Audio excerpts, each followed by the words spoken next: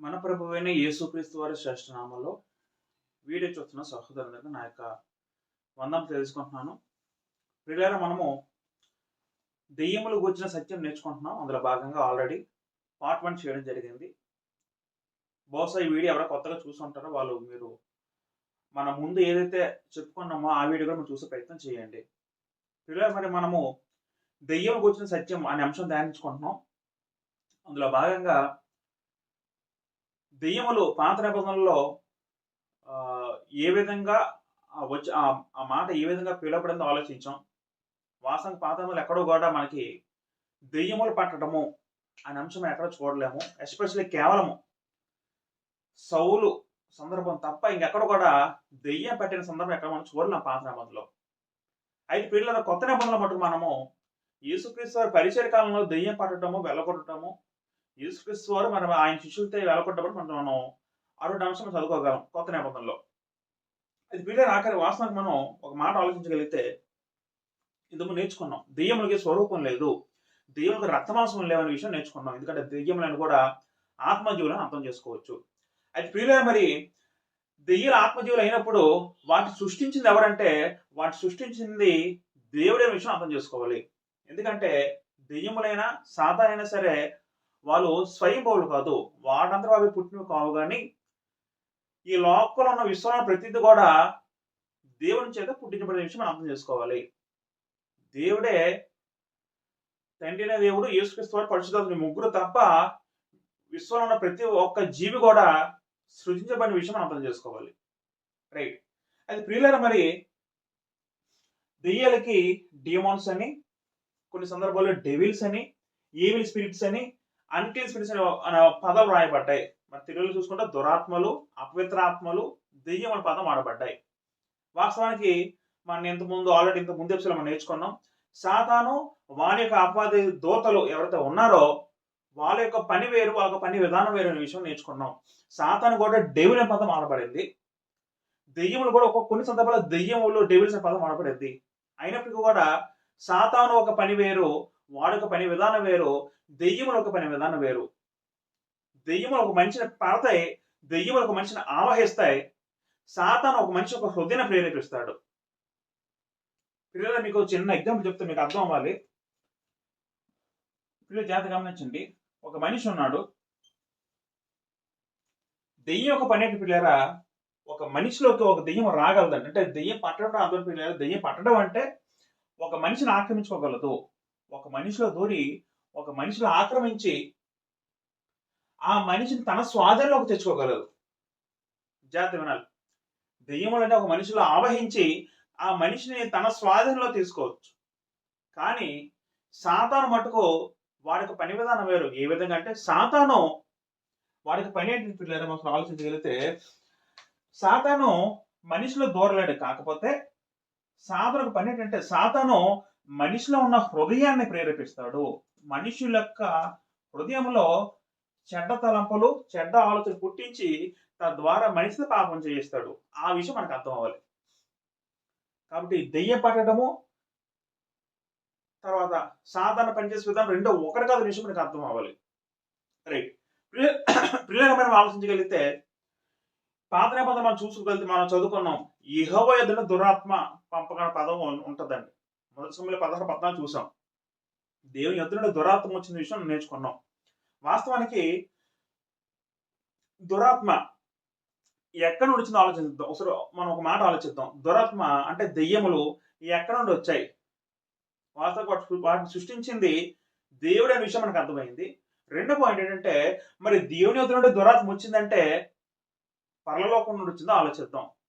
వాస్తవం పిల్లలు ఆలోచిస్తే దేవుడు పరిశుద్ధుడు, దేవుని నివాస స్థలం పరిశుద్ధమైన స్థలం, దేవుని దగ్గర ఉన్న దూతలు, దేవదూతలు పరిశుద్ధమైన దూతలు. అంటే ఒక విషయం ఆలోచించగలిగితే పరలోకంలో దేవుడు, దేవుని దూతలు, యేసుక్రీస్తు వారు అంటే పరిశుద్ధులే ఉంటారు తప్ప అపవిత్రమైనవి పరలోకంలో ఉండవు. ప్రియులారా, ఒక విషయం జాగ్రత్త గమనించాలి. మనం ఒకసారి ఇప్పుడు దెయ్యములు ఎక్కడి నుండి వచ్చాయో అనే విషయం ఆలోచించుకున్నాం. మీకు ఒక విషయం చెప్తాను. మనకు తెలుసు, ఈ విశ్వాల మొత్తం కూడా 3 లోకాలు ఉన్నాయి. నేను సరిపేస్తాను. విశ్వంలో మొత్తం 3 లోకాలు ఉన్నాయి ప్రియులారా. ఈ విశ్వం మొత్తం మీద అంటే 3 లోకాలు అంటే ఆత్మలు లేదా మనుషులు ఉండే స్థలాలు ఎన్ని ఉన్నాయంటే విశ్వం మొత్తం మీద 3 ప్రదేశాల్లో ఉన్నాయి. 3 లోకాలు ఉన్నాయి.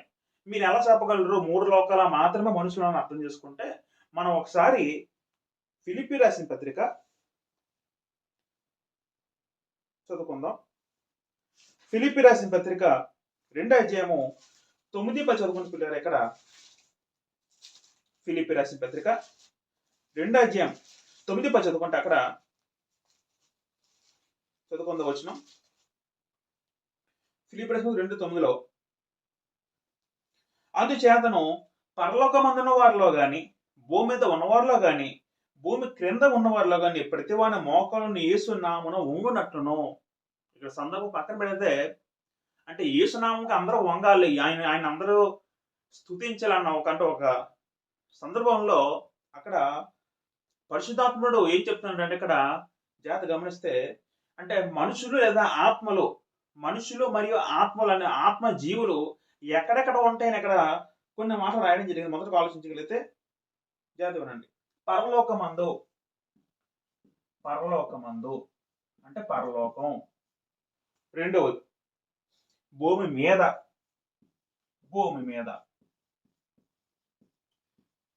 మూడోది ఏంటి పిల్లరా?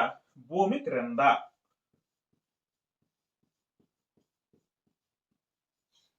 అంటే ఆత్మజీవులు విశ్వంలో కేవలము 3 ప్రదేశాల్లో ఉన్నారు. విషయం నాకు అర్థం అవ్వాలి. మొదటగా పరలోకంలో ఉన్నారు. అంటే దేవదూతలని ఎవరు వాళ్ళ పరలోకంలో ఉంటారు. తండ్రి దేవుడు పరలోకంలో ఉంటాడు, యేసుక్రీస్తు వారు ఉంటారు, దేవదూతల్లో ఉంటారు. భూమి మీద ఎవరు ఉంటారు? మనుషులు ఉంటారు భూమి మీద. ఇంకా భూమి క్రింద కూడా ఆత్మజీవులు ఉన్నాయి. మన గ్రంథం స్పష్టంగా సెలవిస్తుంది.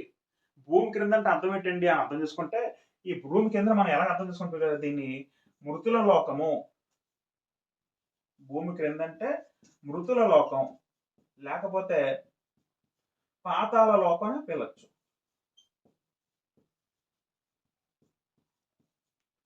ఇలా జాతి గమనించండి. విశ్వంలో 3 లోకాలు ఉన్నాయి. 3 లోకాలు అంటే ఆత్మ సంబంధ జీవులు ఉన్న లోకాలు, ఆత్మ సంబంధ జీవులు ఉండే నివాస స్థలాలు 3 అంటే మొదట పరలోకం, తర్వాత భూమి మీద అంటే భూలోకం, తర్వాత భూమి కింద దీన్ని పాతాళ లోకం మృత్యు లోకం అన్నారు. భూమి మీద మాత్రమే ఆత్మలు శరీరాలు ధరించుకుంటాయి. ఇప్పుడు మనలో ఆత్మ ఉంది, మనందరిలో ఆత్మ ఉంది. మన ఆత్మ శరీరాలు ధరించుకున్నాయి. ఎక్కడంటే భూమి మీద. మళ్ళీ పరలోకంలో శరీరాలు ఉండవు. భూమి క్రింద ఈ మృతుల లోకం, పాత లోకంలో శరీరాలు ఉండవు. మళ్ళీ దీన్ని మనం 2 విడగొట్టుకుంటే మనకు తెలిసిన మాటే. లోకసోత 16 అధ్యాయంలో యేసుక్రీస్తు చెప్పే సందర్భంలో మనకు తెలుసు. అక్కడ ధనవంతుడు లాజరు సందర్భం చూసుకుంటే వాళ్ళిద్దరు చనిపోయినప్పుడు ఇద్దరు భూమి క్రింద వాళ్ళ పాతాళలోకం వెళ్ళినప్పుడు అక్కడ 2 స్థలాలకు వెళ్ళి చూడగలము. మొదటగా లాజరేమో అబ్రాహాం రూమును ఆనుకుంటూ వెళ్ళడం చూడగలము. అబ్రాహాం రూమనే దాన్ని మనం పరదేశం అంటాం. ఇది ఆల్రెడీ మనకు తెలిసిన సబ్జెక్ట్ కానీ ఎక్కువ వివరించట్లేదు. ఈ భూమి క్రింద మృతుల లోకంలో మళ్ళీ 2 ప్రదేశాలు ఉన్నాయి. మొదటిది పరదేశు, రెండవదికి దీన్ని పాతాళం అన్నారు. పాతాళం లేకపోతే వేదనకరమైన స్థలము.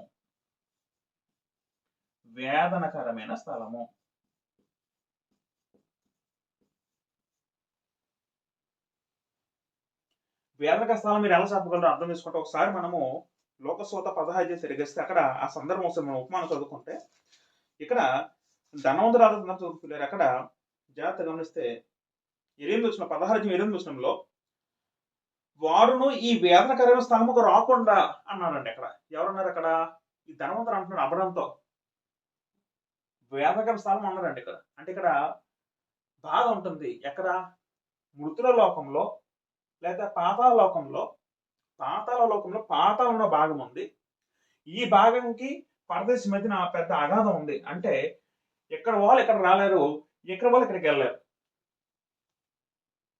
అయితే ఈ వెనక స్థలము అని చెప్పడం జరిగింది. అంటే ఇక్కడ బాధ ఉంటుంది. ఇక్కడ కూడా అగ్నిజ్వాలలు ఉంటాయి. ఎందుకంటే ఇక్కడ ధనవంతుడు అంటాడు కదా, అగ్నిజ్వాలని తట్టుకోలేకపోతే తాళలేకపోతున్నాను అంటాడని. వేలు కొను నీటిలో ముంచి నాకు ఇవ్వు అంట చూడదాం. దీన్ని బట్టి మనకి ఏం అర్థమవుతుందంటే ఇక్కడ అగ్నిజ్వాలలు ఉంటుందనే విషయం మనకు అర్థమైంది ఈ పాతాళంలో. రైట్. అది ప్రియులారా మరొక మాట ఆలోచించగలిగితే రెండో పేతురు రాసిన పత్రిక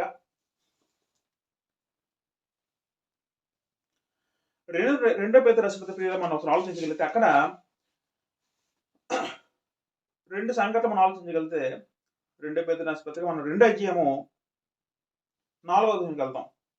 రెండో పేతురు రాసిన పత్రిక 2వ అధ్యాయం 4వ వచనంకి వెళ్తే ఇక్కడ పేతురు గారు తన రాసిన పత్రికలో ఒక మాట చెప్పడం జరిగింది. ఏంటి ఆ మాట అంటే రెండో పేతురు రాసిన పత్రిక 2వ అధ్యాయం 4వ వచనంలో దేవదూతలు పాపము చేసినప్పుడు దేవుడు వారిని విడిచిపెట్టక పాతాళ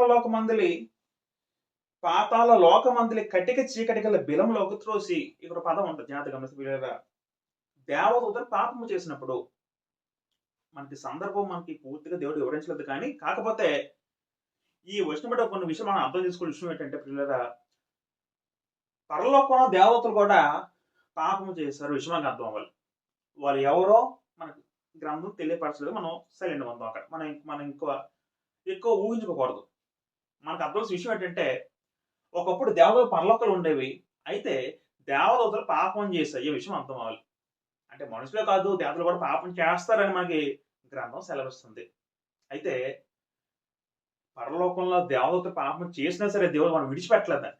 ఎందుకంటే పాపము మనిషి చేసిన పాపమే, తన దగ్గర ఉన్న తన సేవకుడు చేసిన పాపని దేవుడు గ్రహించి వాళ్ళు ఏం చేస్తారంటే మన జాతి గమనిస్తే, ఇప్పుడు జాతి ఉంటే పిల్లలు జాతి గమనిస్తే దేవదూతలు పాపం చేసినప్పుడు దేవుడు వారిని విడిచిపెట్టక పాతాళ లోకమందలి, ఇక్కడ జాతి వినండి మనం నేర్చుకున్నాం. ఇది పాతాళ లోకం అంటే భూమి మీద మనిషి జాతి వినాలి. భూమి మీద మనిషి బ్రతుకున్నప్పుడు భూమి మీద ఉంటాడు. ఎప్పుడైతే మనిషి చనిపోతాడో చనిపోయిన వెంటనే ఆ వ్యక్తి యొక్క ఆత్మ అనేది భూమికి అంటే ఈ మృత లోకం చేరుకుంటుంది. ఈ మృత లోకంలో అతని ఆత్మ పరదేశంలో ఉండొచ్చు, లేకపోతే పాతాళంలో ఉండొచ్చు. ఆ వ్యక్తి యొక్క జీవితం బట్టి, ఆ వ్యక్తి నడవడిక బట్టి అక్కడే తీర్పు చేయబడుతుందండి. ఒక వ్యక్తి విశ్వాస అయితే పరదేశకు వెళ్తాడు, ఒక వ్యక్తి అవిశ్వాసం అయితే పాతాళంలో చేరుకుంటాడు. అయితే ప్రియులారా, మనిషి మాత్రం కాదు కానీ పాతాళంలో మనుషుల ఆత్మతో పాటు ఆల్రెడీ దేవతలు పాపం చేసినప్పుడు దేవుడు కూడా వాటిని పాతాళ లోకమందలి జాతి గమనిస్తే పాతాళ లోకమందలి కటిక చీకటి గల బిలము అనే పదం వాడబడింది. కటిక చీకటి గల బిలము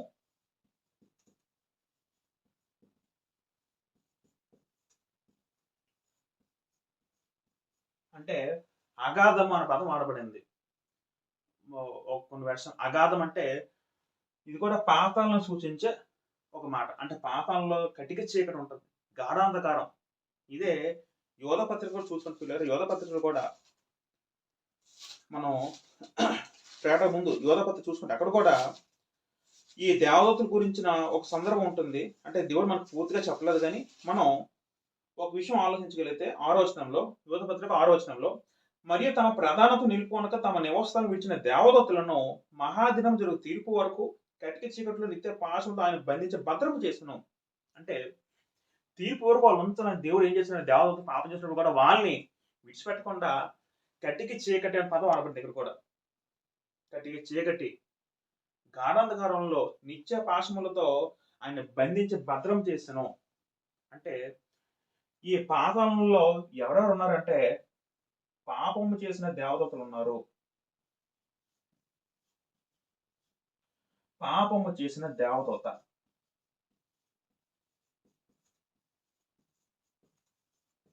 కాకుండా భూమి మీద ఇంతవరకు నరులుగా బతికి అవిశ్వాసంగా ఎవరైతే మరణిస్తాడో ఆ వ్యక్తి ఆత్మ కూడా వెంటనే పాతాళ లోకంకి వెళ్ళిపోతాయి. ఈ విధంగా చూసుకుని పిల్లరా, దేవదూతలు ముందు ఉండేవారు, ఒకనొక సందర్భంలో పాపం చేశారు. పాపం చేసిన తర్వాత దేవుడి నుండి దూరం అయిపోయి వాళ్ళందరూ తీర్పు వరకు వేచి చూడడానికి అందరూ కూడా భూమి కింద అంటే మృతులోకం పాతాళంలో బంధించబడి ఉన్నారు. విషయం మనకు అర్థం అవ్వాలి. ఇప్పుడు ప్రియుల ఒక జాతి గమనిస్తే ఈ పాతాళంలో ఇక్కడున్న ఆత్మలు ఏవైతే ఉన్నాయో ఇవన్నీ కూడా ప్రియుల జాతి గమనిస్తే సమస్తం కూడా వాస్తవానికి ఈ లోకంలో ప్రతిది కూడా దేవుని వశంలోనే ఉంది. సమస్తము కూడా దేవుని వశంలోనే ఉన్నాయండి. ఆ విషయం మనకు అర్థం అవ్వాలి. భూమి మీద కానీ పరలోకంలో ప్రతిది కూడా దేవుని అండర్లో ఉంది. దేవుని అండర్ లేనిది ఏదే లేదండి. అదే కాకుండా అదే విధంగా మనం అర్థం చేసుకుంటే భూమి కింద పాతాళంలో ఉన్న ఆత్మలను కూడా దేవుని యొక్క అండర్లో ఉంది. ఆ విషయం మనకు అర్థం అవ్వాలి. ఇప్పుడు ఇక్కడున్న ఆత్మలు ఎప్పుడైతే ఒక మనిషి భూమి మీద మరణిస్తాడో వెంటనే ఆత్మ ఇక్కడికి వెళ్ళిపోద్దండి. ఇప్పుడు మనకు డౌట్ రావచ్చు. ఇప్పుడు చాలా మంది అనుకుంటున్నట్టు దెయ్యాలు అనేవి మనుషుల ఆత్మలేనా, అంటే ఒకప్పుడు మరణించిన మనుషుల ఆత్మలేనా అని ఆలోచించినప్పుడు వాస్తవానికి గ్రంథం మనకి ఏం సెలవుతుంది లేదా, ఒకసారి ఎవరైతే మనిషి మరణిస్తాడో తిరిగి రావడం జరగదు అని గ్రంథం స్పష్టంగా సెలవిస్తుందండి. ఒక మాట మనం చదువుకుంటే ఇర్మియా గ్రంథము 22వ అధ్యాయము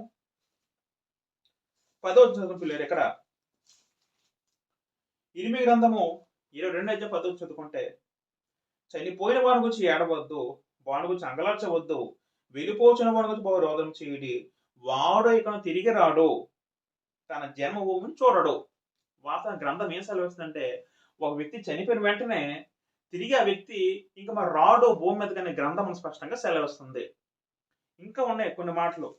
మరొకసారి ఇంకో మాట కూడా ఆలోచించగలిగితే మనము యోబు గ్రంథము 7వ అధ్యాయము 9 చదువుకుంటున్నారు. ఇక్కడ కూడా యోబు గ్రంథము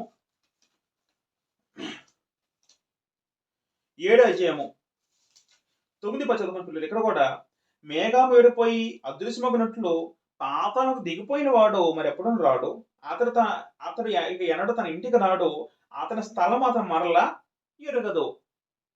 ఒకసారి పాతలు దిగిపోతే ఇంకెప్పుడు కూడా తన ఇంటికి రావడానికి అర్థం ఏంటంటే తన ముందు నివసించిన స్థలం ఏదైతే ఉందో భూమి మీద మరి అక్కడికి వచ్చే ప్రసక్తి మరి లేదని ఇక్కడ యోగులు స్పష్టంగా సెలవిస్తున్నారు. ఇంకా ఆ వ్యక్తికి శక్తి కోల్పోతాడు. అంటే మనకి ఏమవుతుందంటే దేవుడు ఒక చట్టం పెట్టాడు భూమి మీద. దేవుడు ఎలాగైతే చట్టం పెట్టాడో, చట్టం అంటే అర్థం ఏంటి, ఒక నియామకం. ఉదాహరణకి సూర్యుడు ఉన్నాడు, తెల్లవారగానే తను ఉదయిస్తాడు, సాయంకాలం అవగానే సూర్యుడు అస్తమిస్తాడు. ఋతువులు ఉన్నాయి, కాలాలు ఉన్నాయి, ఏ క్రమం ఋతువులు వస్తూ ఉంటాయి, వెళ్ళిపోతూ ఉంటాయి. చంద్ర నక్షత్రాలు వస్తూ ఉంటాయి, చంద్రుడు వెలిగిస్తాడు, మళ్ళీ తను నల్లగైపోయి అమావాస్య కింద మారిపోతూ ఉంటాడు.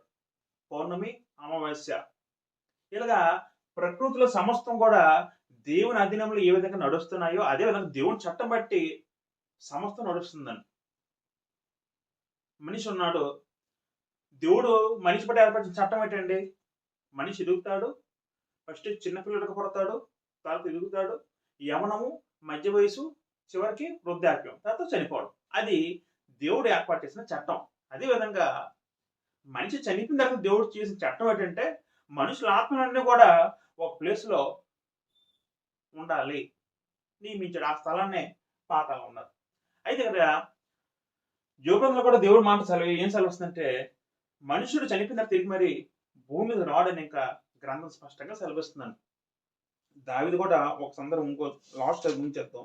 2వ సమూయేలు గ్రంథము 12వ అధ్యాయము 23వ వచనంలో దావీదు కూడా బత్షెబతో పాపం చేసినప్పుడు దేవుడేమో ఆ బిడ్డను ముత్తుతాడు. అంటే ముత్తినప్పుడు ఆ బిడ్డ చనిపోతుంది. అంటే ఆ బిడ్డ జబ్బు పడినప్పుడు సందర్భంలో దావీదు 7 రోజులు ఉపవాసం ఉంటాడు. దేవుడికి కన్నీటి ప్రార్థన చేసి ఉపవాసం ఉన్న సందర్భంలో కూడా మరి దేవుడు పాపం పరిహరించక ఆ బిడ్డని ముత్తిన సందర్భంలో ఆ బిడ్డ చనిపోతుంది.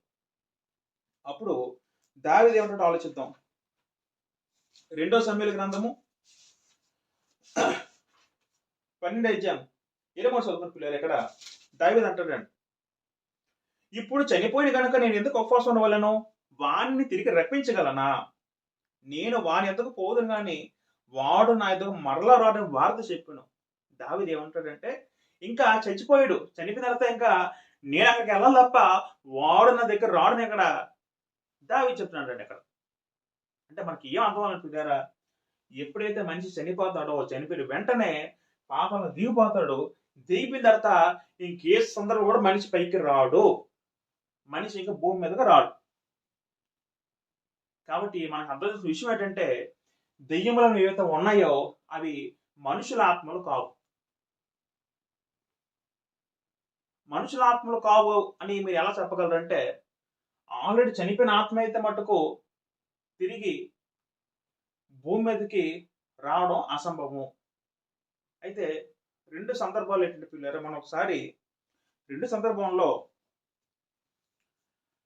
మొదటి సమూయేలు గ్రంథం చదువుకుంటే సౌలు తను చనిపోయే ముందు ఒక కన్న పేసెస్ వద్దకు వెళ్ళి అక్కడ తన భవిష్యత్తు చెప్పని ఆ సోదిగా ఆవిడతో క్వశ్చన్ అడుగుతాడు. మన సందర్భం తెలుసు. మొదటి సమూయేలు గ్రంథము 8వ అధ్యాయము 15 చదువుకుని పిల్లలు అక్కడ మొదటి సమూయేలు గ్రంథము 28వ అధ్యాయము 15 చదువుకుందాం.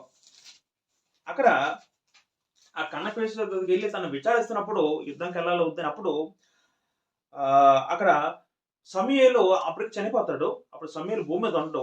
ఆ సమూయేలు తిరిగి రావడం అక్కడ సందర్భం మనకు తెలుసు. మొదటి సమూయేలు గ్రంథము 8వ అధ్యాయము ఒకసారి మనం ఒకసారి 15 చదువుకుందాం. 15లో ఒకసారి మనము 12 చదువుకుందాం. ఆ స్త్రీ సమూయేలు చూచినప్పుడు బిగ్గరగా కేక వేసి, నీవు సౌలువే, నీవు నన్నెందుకు మోసపోతున్న సౌలుతో చెప్పగా రాజు నీ భయపడొద్దు, నీకేం కలదు ఆమె అడుగగా ఆమె దేవతల్లో ఒకడు భూమిలో నుండి పైకి వచ్చి నేను చూచుచున్నాను నేను. అందుకతడు ఏ రూపం నడినందుకు అతడు దుప్పటి కప్పుకుని ముసవాడు ఒకడు పైకి వచ్చినగా అతడు సమూయేలును తెలుసుకుని సాగిపోయి నమస్కారం చేశాను. ఒక సందర్భం మటుకు సమూయేలు పైకి రావడం జరుగుతుందండి. ఎక్కడి నుంచి? పాతాళం నుంచి పైకి రావడం జరుగుతుందండి. వాస్తవం సమూయేలు విశ్వాసే కదా, సమూయేలు భక్తిపరుడే. మరి భక్తిపరుడు ఏమిటి? సమూయేలు వాస్తవం మనం ఆలోచించగలిగితే చనిపోయిన తర్వాత ఎక్కడికి వెళ్ళాలంటే తను ఖచ్చితంగా పరదశగా వెళ్తారండి. ఎందుకంటే సమూయేలు నీతిమంతుడు అనే గ్రంథం మనకు స్పష్టంగా సెలవిస్తుంది. ఇప్పుడు సమూయేలు ఎక్కడి నుండి వచ్చాడు? భూమి కింద అంటే అర్థం ఏంటి? పరదేశం నుండి మళ్ళీ భూమి మీదకి వచ్చారు.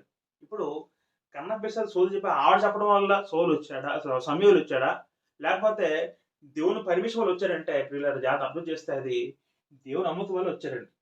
మనిషికి అంత శక్తి లేదు పిల్లలు. మనిషి శక్తిమంతుడు కాదు, దేవుడు మాత్రమే సర్వశక్తిమంతుడు. తండ్రి సర్వశక్తిమంతుడు, యేసుక్రీస్తు సర్వశక్తిమంతుడు, పరిశుద్ధాత్మ సర్వశక్తిమంతుడు. ఈ ముగ్గురు తప్పిస్తే ఇంకెవరు కూడా ఆ శక్తి ఎవరికీ లేదండి. ఇక్కడ సమూయేలు పైకి వచ్చారంటే భూమి మీదకి అది కన్నపేసి తాను చెప్పడం వల్ల రాలేదండి. చాలా మంది తప్పు ఒక పొరపడుతూ ఉంటారండి. అంటే సోచిప వాళ్ళు కూడా ఆత్మ రప్పించగలరు అని అర్థం చేసుకుంటారు, కానీ తప్పు. గ్రంథం ఎక్కడ చెప్పడం లేదు. ఎందుకంటే ఇక మనం చూసినప్పుడు 12వ అధ్యాయం చదువుకుంటే ఆ స్త్రీ సమూయేలు చూసి బిగ్గరగా కేక వేసిందట. వాస్తవంగా ఆవిడ పిలిపిస్తే ఆత్మ పిలిపించే శక్తి ఆవిడ ఉంటే ఆవిడ కేక వేస్తుంది. ఆవిడ కేక వేసిందంటే ఆవిడ భయపడింది. ఇలా జరుగుతుందని ఆవిడకే అర్థం అవ్వలేదని. అది దేవుడు చేసిన కార్యం విషయం అర్థం చేసుకోవాలి. అయితే ప్రియులారా ఇక్కడ ఈ సందర్భం మటుకు సమూయేలు పైకి రావడం జరిగింది. ఇక్కడ జాగ్రత్త గమనిస్తే అంటే మనకి ఏమర్థమవుతుందంటే ఈ సమూయేలు పైకి తెప్పించి కూడా దేవుడు అనే విషయం మనకు అర్థం అవ్వాలి. అయితే ఆ సమూయేలు సౌలుతో ఏమంటాడు? ఒకసారి మనము 5వ అధ్యాయము 19 చదువుకుంటే అక్కడ సమూయేలు అంటే సౌలుతో అంటాడండి, యెహోవా నిన్ను ఇశ్రాయేలును ఫిలిష్తీయుల చేతికి అప్పగించును. యెహోవా ఇశ్రాయేలు దండును ఫిలిష్తీయుల చేతికి అప్పగించును. రేపు నీవును నీ కుమారుల జాతివనండి నాతో కూడా ఉందురని సౌలుతో చెప్పగా సమూయేలు ఏమంటాడంటే రేపు నువ్వు నీ కుమారులు నాతో ఉంటారంటాడు. నాది అర్థం ఏంటి? సౌలు ఏం చెప్తున్నాడంటే నేను పాతాళంలో ఉన్నాను అంటే భూమి మీద లేను, మీరు కూడా రేపు నాతో ఉంటారంటే అర్థం ఏంటంటే రేపు మీరు భూమి మీద ఉండరు అంటే మీరు చనిపోతారు. మీరు చనిపోయి నేను ఎక్కడైతే ఉన్నానో మీరు ఎక్కడికి వస్తారంటాడండి. ఒకవేళ సౌలు చనిపోయిన తర్వాత మనం ఎటు వెళ్తారో ఆలోచించగలిగిపోయారా? అంటే నాతో పాటు ఉంటారంటే వాళ్ళు మ్యాక్సిమం సౌలు తన జీవితం మొత్తం కూడా అంటే చాలా కాలం వరకు దేవునికి అవిధేయుడిగా బతికాడు కాబట్టి ఆ వ్యక్తి సౌలు అనే వ్యక్తి పరదేశం వెళ్ళడు, కానీ పాతాళానికి వెళ్తారండి వాస్తవానికి. ఎందుకంటే తాను అవిశ్వాసగా బతికారండి, యెహోవా ఆజ్ఞకు లోబడలేదండి. ఇక్కడ యెహోవా ఆజ్ఞకు లోబడకుండా అందరూ కూడా పాతాళానికి వెళ్తారు పిల్లలు. అయితే నాతో ఉంటారు అక్కడ మాట అన్నప్పుడు కూడా అంటే ఒకే స్థలము అర్థం చేసుకుంటే ఒకే లోకంలో ఒక ప్రదేశానికి వెళ్తారు విషయం అర్థం చేసుకోవాలి. ఈ సందర్భంలో సమూయేలు బయటకొస్తాడు. అంటే మనుషుల ఆత్మ పైకి రావడం సందర్భంలో ఈ సందర్భంలో సమూయేలు పైకొచ్చాడు. మరో సందర్భం చదువుకుంటే కొత్త నిబంధనలో మనకు తెలుసు యేసు రూపాంతరం చెందినప్పుడు అక్కడ మోషే ఏలీయా కనబడతారండి. లోకోసువార్త 9వ అధ్యాయము లోకోసువార్త 9వ అధ్యాయము 30 చదువుకుని పిల్లలు అక్కడ కూడా లోకోసువార్త 9వ అధ్యాయం 30 చదువుకుంటే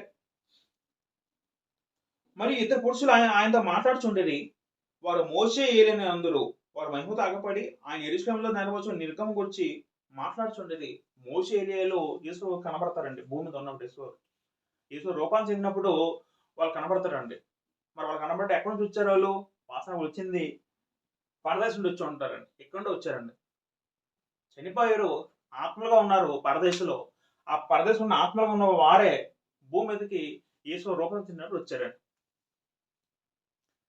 ఇంకా ఇంకే సందర్భాల్లో మనుషులు వచ్చారంటే మనకు తెలుసు.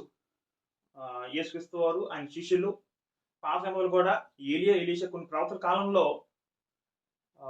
మనుషులు చనిపోయినప్పుడు వాళ్ళని బ్రతికించినప్పుడు వాళ్ళ ఆత్మ కూడా తాత్కాలికంగా ఇప్పుడు యేసురావు గారు లాజరును బ్రతికించారు. ఎక్కడ బ్రతికించారు? అప్పుడు ఆత్మ పాతాళం ఉంది. యేసు పైకి తీసుకొచ్చారు. తర్వాత మళ్ళీ లాజరు చనిపోయాడు, పాతాళం దిగిపోయాడు. ఈ సందర్భాల్లో తప్ప ఇంకే సందర్భం కూడా మనుషుల ఆత్మలు భూమి మీదకి రాలేదు. అదే గ్రంథం సెలవిస్తుంది. అది పిల్లరా ఎందుకు మీకు ఎవరిని చెప్తున్నానంటే ఇక్కడ మనం నేర్చుకుంటే దెయ్యం గురించి. ఈ దెయ్యములు అనేవి మనుషుల ఆత్మలు అయితే కావు. చాలా మంది ఏమంటారు పిల్లరా, ఒక మనిషి చనిపోయిన తర్వాత ఆ వ్యక్తి కోరికలు ఎక్కువ ఉన్నాయనుకోండి, కోరికలు ఎక్కువ ఉంటే వ్యక్తి మరి ఇంకా పైకి వెళ్ళడు, ఇక్కడే ఉంటాడు. తన కోరికలు నెరవేరిన తర్వాత అప్పుడు మాత్రం వ్యక్తి పాతాళానికి వెళ్తాడు, లేదా నరకంకి వెళ్తాడు అని అర్థం. అలా వెళ్తాను చాలా అర్థం చేసుకుంటారు. వాస్తవానికి గ్రంథం చెప్పిన సత్యం ఏంటంటే చనిపోయిన వెంటనే ఇంకా ఆత్మ భూమి మీద పని ఉండదు. వెంటనే ఆత్మ వెళ్ళిపోతుందండి పాతాళలోకంకి.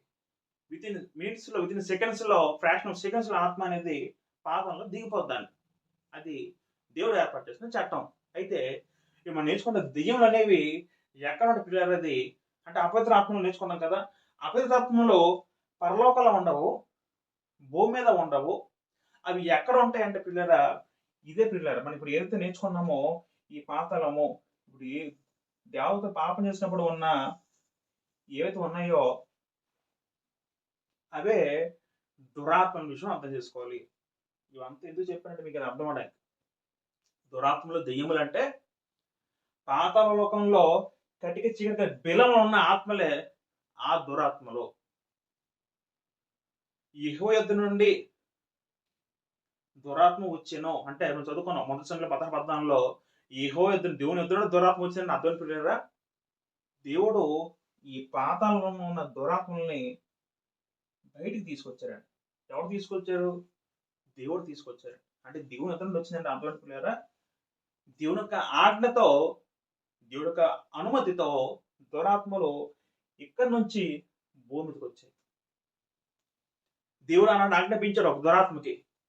అప్పుడు ఏం చేసిందంటే దురాత్మ ఇక్కడ నుండి వచ్చి సౌలుని బట్టింది. దావీదు వాయిస్తుంటే ఆ దురాత్మ బయటికి వెళ్ళిపోయింది. మీకు అర్థమవుతుంది కదా. కొత్త కాలం కూడా దురాత్మ దెయ్యాలు వచ్చి మనిషిని బట్టే యేసు మాట వినగానే దురాత్మలు అనేవి వెళ్ళిపోయి అంటే ఇక్కడ రావడము తిరిగి వెళ్ళడం అనేవి దేవుని అధీనంలో ఉన్నాయండి. హన్నా గారు మొదటి సమయ గ్రంథము 2వ అధ్యాయము అక్కడ చదువుకుని పిల్లరా హన్న ప్రార్థన చేస్తున్నప్పుడు దేవునికి ఒక మంచి మాట అంటారు. ఒకసారి ఆలోచిద్దాం. మొదటి సమయ గ్రంథము 2వ అధ్యాయము పిల్లలు జాగ్రత్త గమనిస్తే అక్కడ 6వ చదువుకుందాం. మొదటి సమయ గ్రంథం 2వ అధ్యాయం 6వ వచనంలో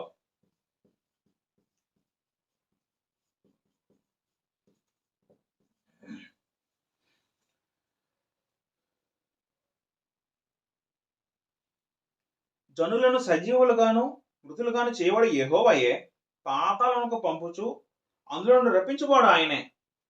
పాతాళమునకు పంపడం ఆయనే, రప్పించువాడు ఆయనే. ఎవరండి ఆయన? యెహోవా. తండ్రి అయిన దేవుడు అర్థం చేసుకోవాలి. అంటే ఏదైనా కూడా ఒక ఆత్మ కొంచెం రావాలంటే దేవుడు అనుమతి, దేవుడు పర్మిషన్ ఉండాలి.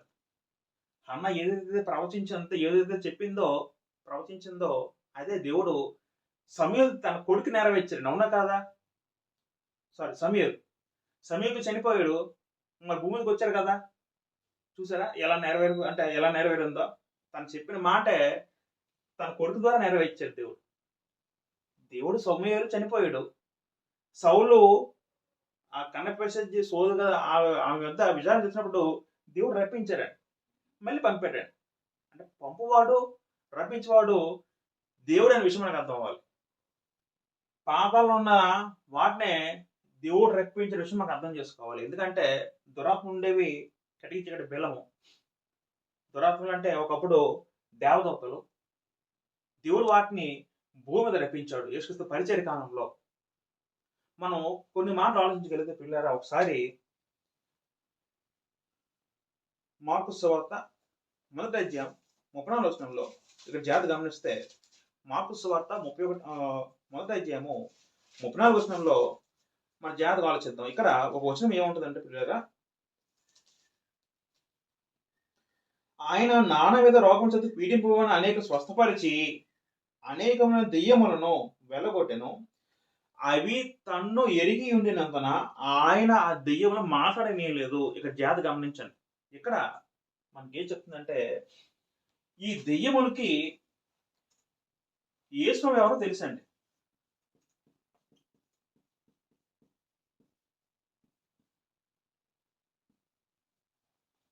దెయ్యాలకి యేసు ఎవరో గుర్తుపట్టగలవు. అందుకే యేసు ఇక్కడ వచ్చిన జాగ్రత్త గమనిస్తే, అవి తన్ను ఎరిగి ఉండినందున, అంటే యేసు దెయ్యం వెళ్ళగొడతా అంటే అవి మాట్లాడుతున్నాయి. అప్పుడు యేసు ప్రభు వాటిని మాట్లాడనీయలేదట. ఇంకా కొన్ని మాటలు ఆలోచించగలిగితే, లోకా సువార్త 4వ అధ్యాయము 40వ వచనం చదువుకుంటే ప్రియులారా, లోకా సువార్త 4వ అధ్యాయము 41. వారిలో ప్రతి వాని మీద చేతుల నుంచి మనం స్వస్థపరిచిన, ఇంతేకాక దెయ్యములో నీవు దేవుని కుమారుడు అని కేకలు వేసి అనేకులు వదిలిపోయిను. దెయ్యాలు వదలగొడుతున్నప్పుడు వెంటనే అవి ఏం చేస్తాయంటే, దేవుని కుమారుడా, దేవుని కుమారుడు అని, అంటే యేసు ప్రభు దేవుని కుమారుడు అని ఎవరు తెలుసు? దెయ్యాలకు తెలుసండి. దేవుని కుమారుడిని పెద్ద కేకవేసి వదిలిపోతూ ఉండేవాట. చూసారా, అంటే యేసు ఎవరో దెయ్యాలకు తెలుసు. ఇంకా మనం చదువుకుంటే లోకా సువార్త, ఒకసారి మనం మార్కు సువార్త 5వ అధ్యాయం 7వ చదువుకుంటున్నారా, మార్కు సువార్త 5వ అధ్యాయం 7వ వచనంలో ఇక్కడ,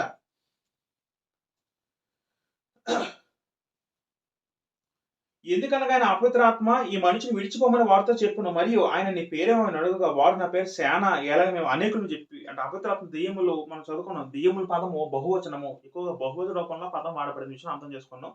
అయితే వాడు నీ పేరు ఏమని అడిగితే వాడు శానా అని చెప్పాడట. అంటే మేము అనేకులు చెప్పాడట. అంటే ఒక వ్యక్తిలో అనేక మంది, అంటే ఒక వ్యక్తిలో ఎన్ని ఆత్మలను పట్టొచ్చండి, ఎన్ని దెయ్యములను పట్టొచ్చండి. దాని సాక్ష్యం ఈ ఎగ్జాంపుల్ చదువుకుంటే, ఇక్కడ వ్యక్తి ఉన్నాడు, ఆ వ్యక్తి పట్టిన దెయ్యాలు ఆ పేరు ఒక వ్యక్తి అంటే శానా చెప్పడం జరిగింది. మేము అనేకులం అంటున్నారండి. ఈ జాతి గమనిస్తే కనబడింది ఒక వ్యక్తి, కానీ పట్టిన దెయ్యాలు అనేకములు. అయితే శానా చెప్పినప్పుడు జాతి గమనిస్తే, ఇక్కడ ఒక సందర్భంలో ఈ దెయ్యములు ఏమని వేడుకుంటున్నాయి జాతి గమనిద్దాం. ఒకసారి ఆలోచించగలిగితే, ఈ మార్కు సువార్త 5వ అధ్యాయంలో ఇక్కడ మనం ఆ అపవిత్రాత్మలు చూడండి 10వ వచనంలో, తమ్మును ఆ దేశం నుండి తోలివేద్దని ఆయన మిగులు బ్రతిమాలుకొనెను. అక్కడ కొండ దగ్గర పందులు పెద్ద మంద వేయిచుండెను. ఆ పందులో ప్రవేశించినట్లు మమ్మను వాటి ఎదుగు పంపమని దెయ్యములు ఆయన బ్రతిమాలుకొనెను. ఆయన యేసు వాటి సెలవిగా అపవిత్రాత్మలు వాని విడిచి పందుల్లో ప్రవేశించెను. అయితే ఆ దెయ్యములు ఏమి ఇక్కడ వేడుకుంటున్నాయండి. ఏమి వేడుకుంటున్నాయి? మమ్మల్ని బాధపరచొద్దు, మమ్మల్ని కావాలంటే ఆ పందుల మందలు పక్కన పందుల మంద ఉంటే వాటిలో పంపిమని వేడుకుంటున్నాయండి. అంటే దెయ్యములనేవి ఒక శరీరం నుంచి మరొక శరీరంలో మారగలవు, వెళ్ళగలవు. జాగ్రత్తగా వినండి. దెయ్యములు ఒక శరీరం నుంచి ఇంకో శరీరం పట్టగలవండి. అది మనిషి అయినా సరే, జంతువైనా సరే. ఆ విషయం మనకు అర్థం అవ్వాలి. అయితే ఇదే సందర్భం మనం ఒకసారి ఇదే సందర్భాన్ని లోక గారు కోట్ చేస్తూ లోకసువార్త 8వ అధ్యాయంలో చదువుకుంటే ఇంకా డీప్‌గా అయినా ఇంకా కొన్ని మాటలు ఇక్కడ చెప్పడం జరిగింది. లోకసువార్త 8వ అధ్యాయం చదువుకుంటే 26వ వచనంలో వారు గలిలయ ఎదురుగా ఉండి గెరాసేను దేశముకు వచ్చి ఆయన ఒడ్డు దిగినప్పుడు ఆ ఊరుడ ఆయనకు ఎదురుగా వచ్చిన వాడు దెయ్యములు పట్టిన వాడే. బహుకాలం నుండి బట్టలు కట్టుకొనగా సమాధిలో ఇంట్లో ఉండువాడు. వాడు యేసును చూచి కేకలు వేసి ఆయన ఎదుట సాగిలపడి, జాగ్రత్తగా వినండి, సాగిలపడి. మరో సందర్భంలో మ్రొక్కి అనే పదం ఉంటదండి. దెయ్యములు యేసుక్రీస్తు వారికి సాగిలపడ్డాయి, మ్రొక్కాయి. దాని ఇంగ్లీష్‌లో దాని గ్రీక్‌లో ప్రాస్కినేవ్ పదం వాడబడింది. ప్రాస్కినేవ్ అంటే వర్షిప్. అంటే అవి యేసుని కూడా ఆరాధించే విషయం అర్థం చేసుకోవాలి. సాగిలపడి ఆ దెయ్యములు యేసుక్రీస్తు వారితో ఏమనంటాయంటే ఆలోచించగలిగితే, యేసు సర్వోన్నతుడైన దేవుని కుమారుడా. చూసారా పిల్లలారా? అంటే యేసుక్రీస్తు వారు సర్వోన్నతుడు, మహోన్నతుడు, సర్వోన్నతుడు దేవుని కుమారుడా. ఆ దెయ్యములు యేసుక్రీస్తు వారిని వేడుకుంటున్నాయి. ఏమని వేడుకుంటున్నాయి? ఇక జాగ్రత్తగా గమనిస్తే, నాతో నీకేమి, నన్ను బాధపరచకమని నిన్ను వేడుకొంచున్నాను అని కేకలు వేసి చెప్పాను. నన్ను బాధపరచొద్దని నిన్ను వేడుకొంచున్నాను. నేను ఎక్కడ ఆ దెయ్యాలు యేసుక్రీస్తు వారితో వేడుకుంటున్నాయి, నన్ను బాధపరచొద్దు.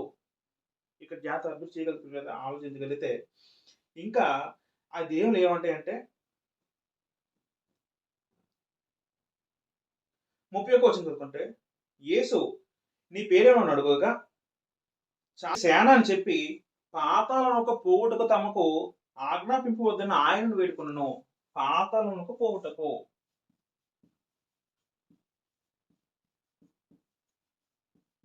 అంటే యేసుక్రీస్తు వారు కూడా శక్తి ఉంది. ఎటువంటి శక్తి అంటే యేసుక్రీస్తు వారు కూడా తన మాటతో ఒక దెయ్యాన్ని పాతాళానికి పంపే శక్తి తండ్రి దేవునికి యెహోవాకి ఎలా ఉందో అదే శక్తి యేసుక్రీస్తు వారు కూడా ఉంది. విషయం అర్థం చేసుకోవాలి. మమ్మల్ని పంపొద్దు పాతాళంలోకి అంటారంటే అర్థం ఏంటి? పాతాళం పంపొద్దంటే అర్థం ఏంటి పిల్లారా? ఆ దెయ్యాలే బహుశా ముందే తెలుసు. అవి బహుశా ఎక్కడి నుండి వచ్చి ఉంటాయేమో. ఇక్కడ బాధ అనిపించింది, ఇక్కడ బాధ దీనికి తెలుసు. ధనవంతుడు ఏ విధంగా బాధపడ్డాడో ఈ కటిక చీకటి, ఈ నిత్యాగ్నితో, అంటే ఇది టెంపరరీ, ఇది తప్ప ఇది పెర్మనెంట్ కాదండి. ఇంకా నరకం ఉంది. తీర్పు తర్వాత నరకంలో పడవేయబడతారండి. ఇది టెంపరరీ పనిష్మెంట్ అండి. ఇంకా పెర్మనెంట్ పనిష్మెంట్ తీర్పు తర్వాత ఉంటుంది, అది నరకం. అయితే పాతాళంలో పంపొద్దని వేడుకుంటున్నాయి యేసుక్రీస్తు వారిని. సర్వోన్నత దేవుని కుమారుడా అంటున్నాయండి. ఇక్కడ నుండి వచ్చాయి దురాత్మలు. ఇక్కడ బాధలు తెలుసు, అక్కడ పంపొద్దని వేడుకుంటున్నాయండి. ఇంకా చదువుకుంటే లోకసువార్త 4:34 వచనం కూడా అక్కడ కూడా దెయ్యాలు యేసుక్రీస్తు వారిని ఏమని సంబోధిస్తున్నాయంటే లోకసువార్త 4:34 వచనంలో, వాడు నజరేయుడైన యేసు మాతో నీకేమి, మమ్ము నశింపజేయ వచ్చితివా, నీవెవడో నేను ఎరుగుదును అంటారండి. మరొక సందర్భంలో కూడా యేసుక్రీస్తు వారిని నీవెవడో నాకు తెలుసు, నాకు ఎరుగుదును, నాకు తెలుసు నాకు దెయ్యాలు చెప్తున్నాయండి యేసుక్రీస్తు వారిని ఉద్దేశించి. ఇంకా ఇక్కడే ఉంటాయంటే ఇక్కడ కూడా మమ్ము నశింపజేయ వచ్చితివా, మమ్మల్ని నాశనం చేయడానికి వచ్చని దెయ్యాలు వేడుకుంటున్నాయట. అంటే దెయ్యాలు మనిషిలో ఉన్నప్పుడు యేసుని వేడుకుంటున్నాయి, మమ్మల్ని నాశనం చేయడానికి వచ్చావా అంటే అర్థం ఏంటి? పాతాళంలో పంపితే అక్కడ నాశనం అండి. జాగ్రత్త వినండి. దెయ్యాలు కూడా భయపడుతున్నాయండి.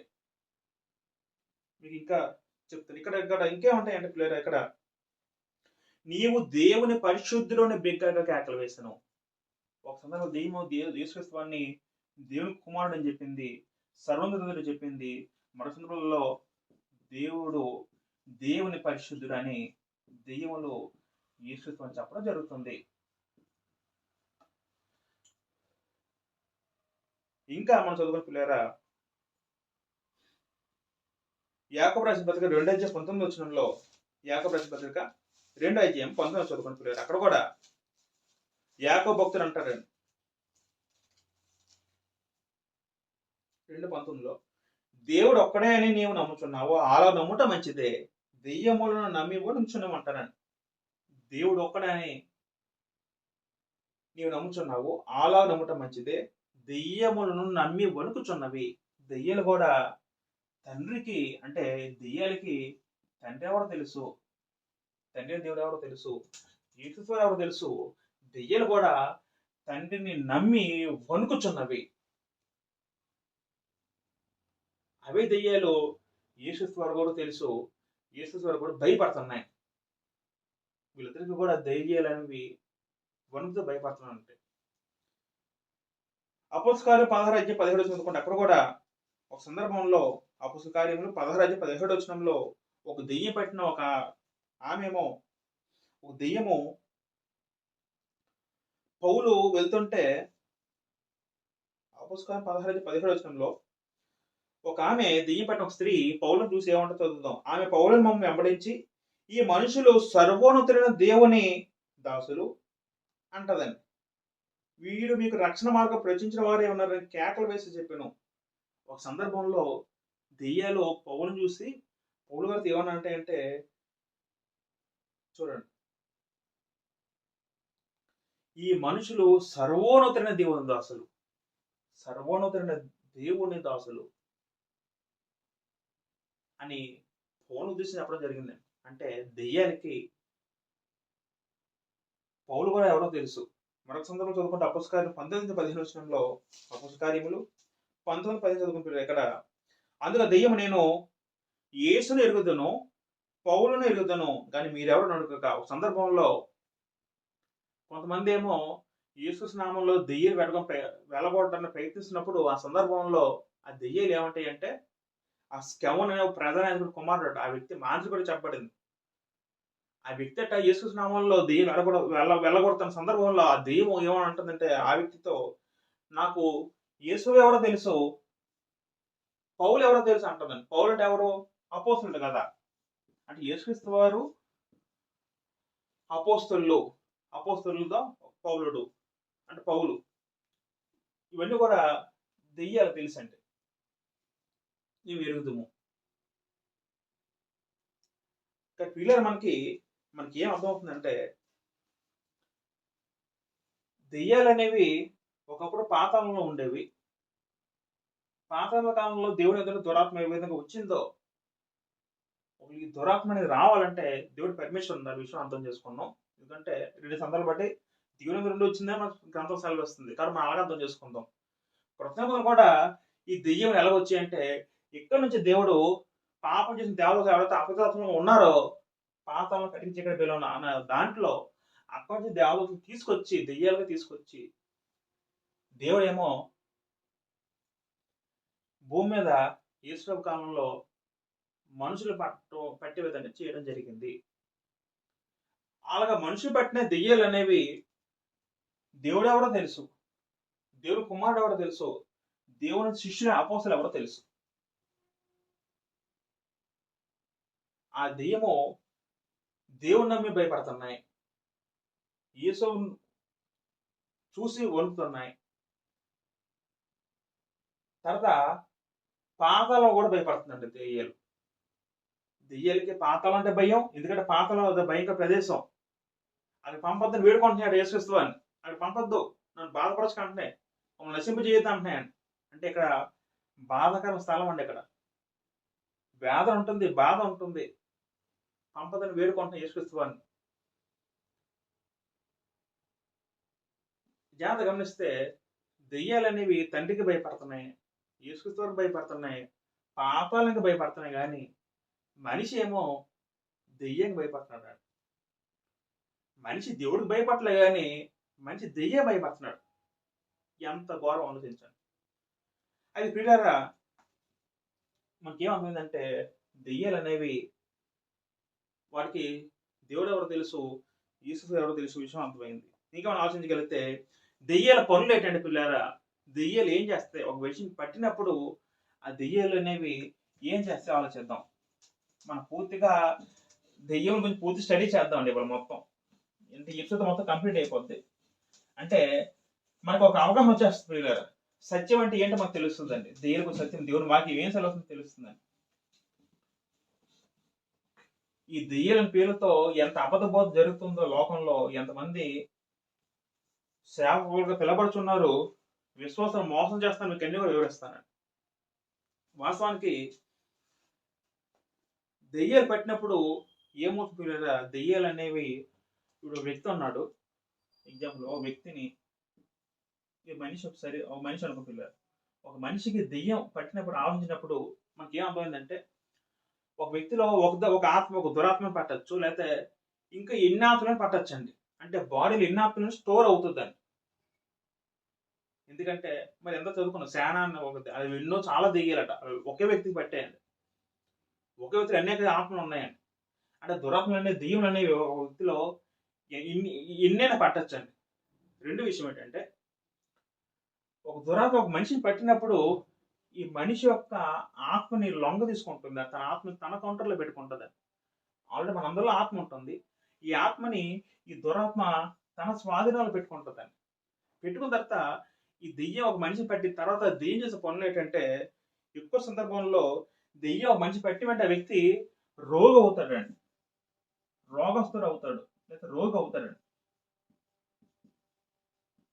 అంటే దెయ్యం పట్టే వ్యక్తిలోని ఏదో ఒక రోగాన్ని తీసుకొస్తుంది, ఏదో ఒక జబ్బుని తీసుకొస్తుంది అని గ్రంథంలో అనేక మాటలు చదువుకుంటే, ఉదాహరణకి లోకసువార్త 13వ అధ్యాయం 32 చదువుకొని పిల్లారా, లోకసువార్త 13వ అధ్యాయము 32 చదువుకుంటే, ఆయన వారిని చూచి, మీరు వెళ్ళి నెక్కతో ఇలాగో చెప్పుడు, ఇదిగో నేడును రేపును నేను దెయ్యమును వెళ్ళగొట్టుచు, బ్రాకెట్లు జాగ్రత్త గమనిస్తే, రోగులను స్వస్థపరచుచుండి. రోగులు అంటే దెయ్యం పట్టువాడు వెంటనే రోగి అవుతాడట. అంటే దెయ్యం ఏం చేస్తా, మనసులో ఒక మనిషిలో దూరి ఆ మనిషికి రోగం తెప్పిస్తాయి, జబ్బులు తెప్పిస్తాయి పిల్లలు. అది దెయ్యం ఒక మనిషిలో దూరి చేసే మొట్టమొదటి పని. మనం అనేక మాట చదువుకుంటే, ఉదాహరణకి నేను మీకు అంతా చెప్పను, మరి రిఫరెన్స్ తిరిగాను.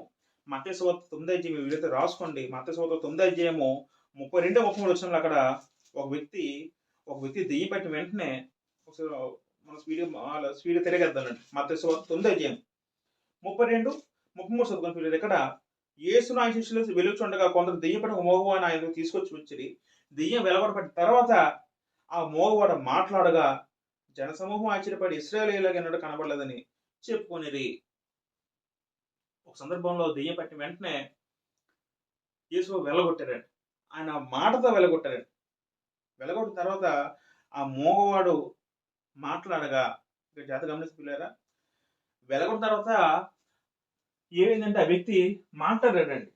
దెయ్యం పట్టిన తర్వాత ఆ మోగవాడు మాట్లాడలేదు. అంటే దెయ్యం అనేది ఏం చేస్తుంది, లోపల దూరి ఆ వ్యక్తిని మాట్లాడనీయకుండా చేసింది ఈ సందర్భంలో. ఇలా ప్రతి సందర్భంలో కూడా దెయ్యం ఒక వ్యక్తిని పట్టడం, ఏదో రోగం తెప్పించడము, దెయ్యం వదిలిన వెంటనే ఆ వ్యక్తి ఆ రోగానికి బయటపడేవాడు. మరో సందర్భం చూసుకుంటే, మత్తయి సువార్త 12వ అధ్యాయము 22 చదువుకుంటున్నారు. ఇక్కడ కూడా 12:22లో ఇక్కడ, అప్పుడు దెయ్యం పట్టిన గుడ్డివాడును మోగవాడు ఆయనకు తేబడ్డాను, ఆయన స్వస్థపరిచిన మోగవాడు మాట్లాడే శక్తియు చూపును కలవాడయ్యాను. ఇక్కడ దెయ్యం పట్టిన వాడు గుడ్డివాడట, ఆయనతో తేబడ్డారట. ఎప్పుడైతే దెయ్యం వదిలిపోయిందో వెంటనే ఆ వ్యక్తి మాట్లాడే శక్తియు చూపును గలవాడ పొందారట. చూసారా, గుడ్డివాడ మోగడం అనే వ్యక్తి ఎప్పుడైతే దెయ్యం వదిలిపోయిందో ఆ వ్యక్తి తన కన్నులు తెరబడ్డాయి, మాట్లాడే శక్తి వచ్చింది. ఇంకా చదువుకుంటే మత్తయి సువార్త 15:22 వచనంలో, ఇక్కడ కూడా మత్తయి సువార్త 15:22 వచనంలో చదువుకునే పిల్లలు, అక్కడ కూడా ఒక స్త్రీ అంటదండి, కాని స్త్రీ ఒకటి వచ్చి, ప్రభువా దాదుకున్నాను, కరుణింపు, నా కుమార్తె దెయ్యం పట్టి బహు బాధపడుచున్నది కేకలు వేసాను. అంటే దెయ్యం పట్టిన వెంటనే ఒక వ్యక్తి రోగి అవుతాడు. రెండు ఏంటంటే ఆ వ్యక్తిని బాధపరుస్తుంది. దెయ్యం ఒక వ్యక్తిని ఆవహించిన వెంటనే ఆ వ్యక్తిని బాధపరుస్తుంది.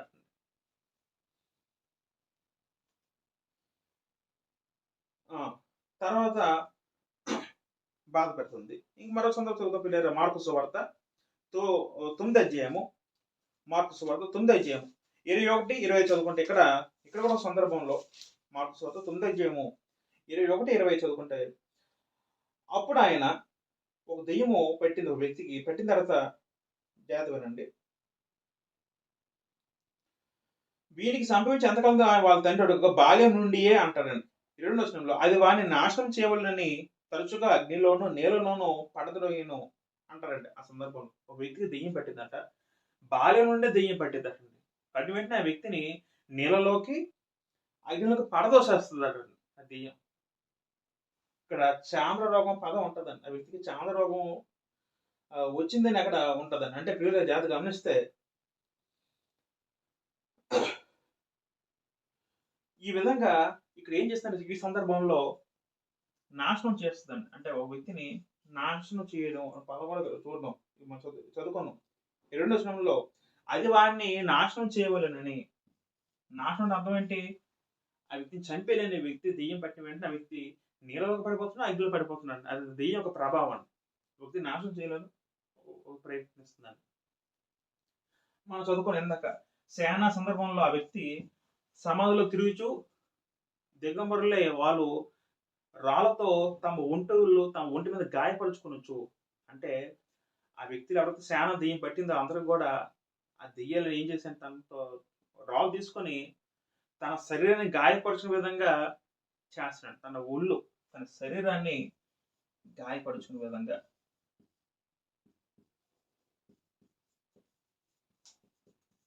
గాయపరచడం. ఇంకా లోక సువార్త 9వ అధ్యాయం 39 చదువుకుంటున్నారా?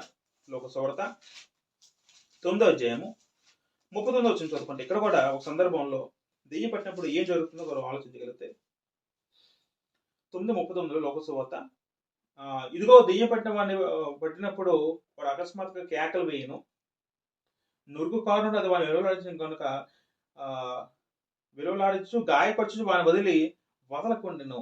ఇక్కడ నొరక కారినట్టు చేయడం అంట. అది కూడా ఒక జబ్బుకు సంబంధించిందే. మనం పూర్తిగా వివరించుకోను.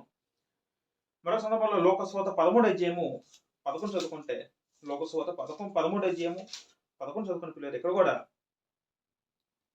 18 ఏళ్ళ నుండి బలహీనపరచు దెయ్యము పట్టిన ఒక స్త్రీ అక్కడ అచ్చట ఉండేను. 18 సంవత్సరాలు బట్టి దెయ్యం పట్టింది ఒక స్త్రీకి. ఆమె నడుము వంగిపోయి ఎంత మాత్రం చక్కగా నిలవలేకుండాను. ఇక్కడ శరీర బలహీనత రాసుకోవచ్చు. శరీర బలహీనత ఇక్కడ కూడా ఏం చేసిందంటే ఆ దెయ్యం నడుము వంగిపోయేలా చేసిందని. యేసుక్రీస్తు ఎప్పుడైతే బాగుపరిచారో వెంటనే 13వ వచనంలో ఆమె నిలువబడింది. అంతకుముందు వంగుతూ ఉండేది ఆవిడ ఒకసారి నిలువబడిందని. దెయ్యం పోయిన వెంటనే శరీరం బలం పొందింది. ఇది దెయ్యము ఒక మనిషిని ఆవహించినప్పుడు జరిగే ప్రక్రియ. మొదటి వ్యక్తి రోగి అవుతాడు. అంటే దెయ్యం ఒక మనిషిని రోగం తెప్పిస్తుంది. తర్వాత ఒక వ్యక్తిని బాధపరుస్తుంది, తను బాధపరిచేలా చేస్తుంది. ఒక వ్యక్తిని చచ్చిపోయే విధంగా నాశనం చేస్తుంది. ఒక వ్యక్తిని తన శరీరాన్ని గాయపరిచిన విధంగా తన వ్యక్తిని నడిపిస్తుంది. తన శరీర బలహీనతలు కూడా తెస్తుంది. అంటే దెయ్యం తనలో ఉండి ఇవన్నీ కూడా చేయిస్తాయండి. ఇవి దెయ్యం చేసే పనులండి. కానీ పిల్లలు ఒక విషయం గమనిస్తే స్వాత గ్రంథాలు ఎక్కడో కూడా ఏ దెయ్యం కూడా ఒక వ్యక్తిని చంపిందని ఎక్కడ మనం చదువుకోలేం, ఎక్కడ చదవండి, ఎక్కడ కనబడదో రాయబడదు కూడా. మనకు విషయం ఏం అర్థం అవ్వాలంటే ఏ దెయ్యము కూడా ఒక వ్యక్తిని చంపలేదు. ఇప్పుడు ఈ సందర్భంలో ఒక వ్యక్తిని అగ్నిలో పడవేసింది అన్నారు తప్ప వ్యక్తిని చంపేలేదండి. అంటే ఒక విషయం గమనించండి, ఏదైనా సరే దేవుడు అనుమతిస్తేనే దెయ్యాలు చేస్తే తప్ప దెయ్యం తన స్వంతంగా చేసే ప్రక్రియ దెయ్యం ఆ శక్తి లేదండి. యోబు సందర్భంలో దేవుడు సాతానుతో అన్నట్టు నువ్వు ఏదైనా చేయగలి అంత ప్రాణం తీయకు అనేది ఇక్కడ సాతానుతో ఏ విధంగా చెప్పాడో దేవుడు, అదే విధంగా దేవుడు దెయ్యాలకి ఇచ్చిన ఆజ్ఞ ఏంటంటే ఏమేమి ఉంటుందంటే ఒక మనిషి ప్రాణం తీయకుండా ఉండే ప్రేమించిన దేవుడు దెయ్యానికి ఇచ్చి ఉంటాడు. ఎందుకంటే ఎక్కడ కూడా దెయ్యం ఒక మనిషిని చంపిందనే సందర్భం ఎక్కడ మనం చదువుకోలేము గ్రంథం. అలాగా ఈ దెయ్యం పట్టినప్పుడు ఇవన్నీ జరిగిన సంఘటనలు. ఈ సందర్భంలోనే లోకసువార్త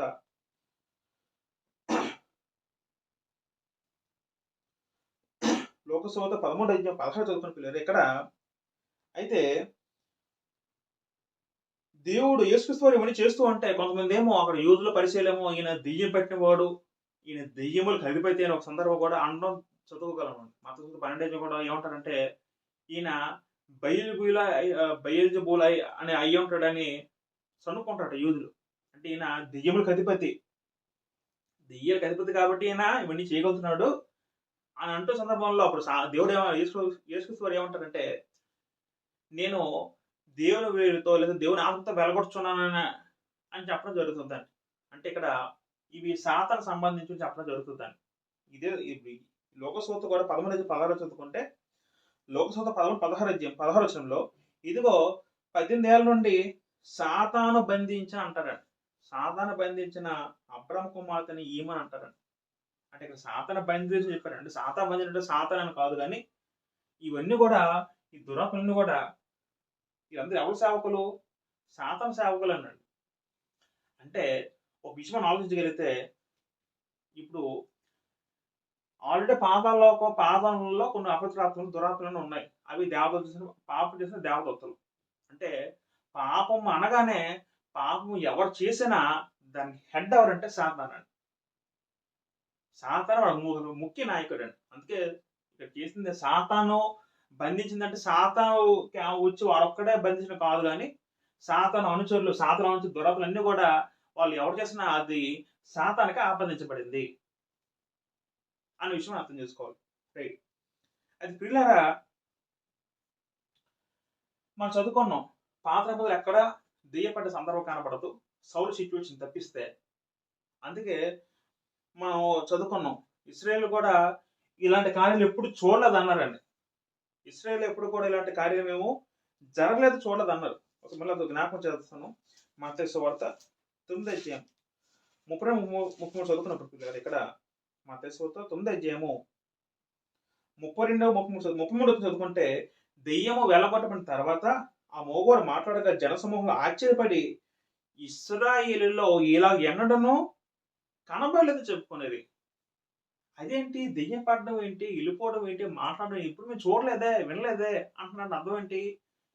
అంత ముందు అన్నట్టు కూడా దెయ్యం పట్టిన సందర్భం లేదని అర్థం చేసుకోవాలి. అంత ముందు ఇప్పుడు లేదు. ఈడ్కిస్తారు ముందు కాలంలో కూడా ఎప్పుడు దెయ్యం పట్టిన సందర్భాలు లేవు అని మనం ఈ విషయం అర్థం చేసుకోవచ్చు. ఒక సౌలు సందర్భం తప్పిస్తే. అయితే దేవుడు యేసుక్రీస్తు వారి కాలంలో ఎందుకు దురాత్మ అనుమతించాడు, ఎందుకు దేవుడు దురాత్మ దెయ్యం భూమిని రప్పించాడంటే దానికి ఒక కారణం ఉంది. ఏంటా కారణం? నాకు పర్పస్ ఉంది. దేవుడు ఏం చేసినా దానికి ఒక కారణం గురించి చేస్తాడండి. ఏంటా కారణం అంటే పిల్లలు మనం కొన్ని మాటలు ఆలోచించగలిగితే ఒకసారి మనము ఎందుకు రప్పించాడంటే మత్తయి సువార్త 4:24 కొన్ని మాటలు చదువుకుందాం. మత్తయి సువార్త 4:24 చదువుకోండి పిల్లలు. ఇక్కడ 4:24లో ఆయన కీర్తి సిరియా దేశం అంతా వ్యాపించును. ఎప్పుడు వ్యాపించిందట? నానదిలో రోగముల చేతను వ్యాధిగ్రస్తులు అందరినీ దెయ్యం పెట్టిన వారిని ఆయన తీసుకుంటాక వారిని స్వస్థపరచను. యేసుక్రీస్తు ఎప్పుడైతే రోగులు స్వస్థపరచడం, దెయ్యం స్వస్థపరచడం చేస్తూ ఉన్నారో వెంటనే ఏమైందండి? ఆయన కీర్తి దేశం అంతటా వ్యాపించిందండి. అంటే యేసుక్రీస్తు నామం మహింపరచబడాలి, ఆయన కీర్తి దేశంలో ప్రతి ప్రాంతానికి వెళ్ళాలి, ఆయన ఎవరో అందరూ తెలుసుకోవాలని ఈ వచనం బట్టి అర్థమవుతుంది. ఇంకా కొన్ని విషయాలు ఆలోచించగలిగితే మార్కు సువార్త 6వ అధ్యాయం 13వ చదువుకున్నారు. మార్కు సువార్త 6వ అధ్యాయం 13వ చదువుకున్నారు. ఇక్కడ 6:13లో ఆయన అనేక దేవుని వెలగొచ్చి నూనె రాచి అనేకులు రోగులు స్వస్థపరచు ఉండేది. ఆయన కీర్తి ప్రసిద్ధమైన కనుక ఆయన కీర్తి ప్రసిద్ధమైంది. ఎవరి కీర్తి? యేసుక్రీస్తు వారి కీర్తి ప్రసిద్ధమైందట. అందరికీ యేసుక్రీస్తు వారు ఎవరో తెలియదు. ఎప్పుడైతే అద్భుతాలు చేస్తారో వెంటనే ఆయన నామం మహిమపరచబడదు. ఆయన ఎవరు తెలుస్తుంది. ఊరంతా అనుకుంటున్నారండి, దేశమంతా అనుకుంటున్నారు ఎవరు యేసుక్రీస్తు వారు, ఎవరు ఈయన అని చెప్పుకుంటున్నారు యేసుక్రీస్తు వారి గురించి. ఆయన కీర్తి ప్రతి ప్రాంతానికి, ప్రతి దేశానికి, ప్రతి స్థలానికి వెళ్తుందండి. అర్థమవుతుంది పిల్లరా. ఇంకా ఆలోచించగలిగితే మరొక మాటలు ఏం చెప్తుందంటే లోక సువార్త 9వ అధ్యాయము 43 చదువుకుంటే లోక సువార్త 9:43 చదువుకుని పిల్లలు. ఇక్కడ కూడా గ్రంథం ఏం సెలవు వస్తుందంటే లోకసువార్త 9:43 చదువుకుంటే, కనుక అందరూ దేవుని మహాత్మ్యం చూచి ఆశ్చర్యపడిరి. అందరూ దేవుని మహాత్మ్యం చూచి ఆశ్చర్యపడారండి. మరొక సందర్భంలో కూడా ఈ దెయ్యాలు వెలగొట్టినప్పుడు ఏం జరిగిందంటే దేవుణ్ణి మహింపరిచారండి. దేవుని మహింపరిచి లోకసువార్త 13:11 ఉంటుందండి. లోకసువార్త 13 అధ్యాయము 13 చదువుకుని పిల్లలు. ఇక్కడ కూడా ఏముంటుందంటే లోకసువార్త 13:13లో ఆమె మీద చేతులుంచగా ఆమె చక్కగా నిలబడి దేవుని మహింపరిచెను. చూసారా? ఇక్కడ కూడా అంటే యేసుక్రీస్తు వారు ఈ అద్భుతం చేయడం ద్వారా ఏం జరిగిందంటే దేవుని మహింపరుస్తున్నారు మొదటగా.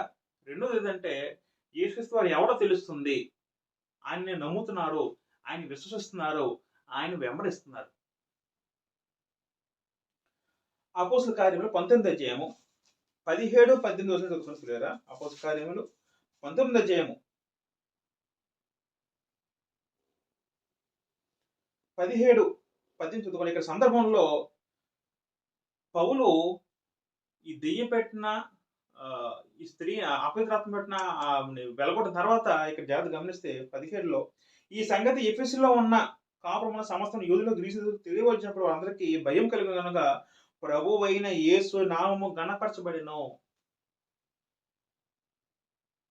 దెయ్యం వెలగొట్టిన తర్వాత ఈ అద్భుతం చూసిన తర్వాత యేసు నామం గణపరచబడుతుంది ఆ ప్రదేశం అంతా. చూసారా?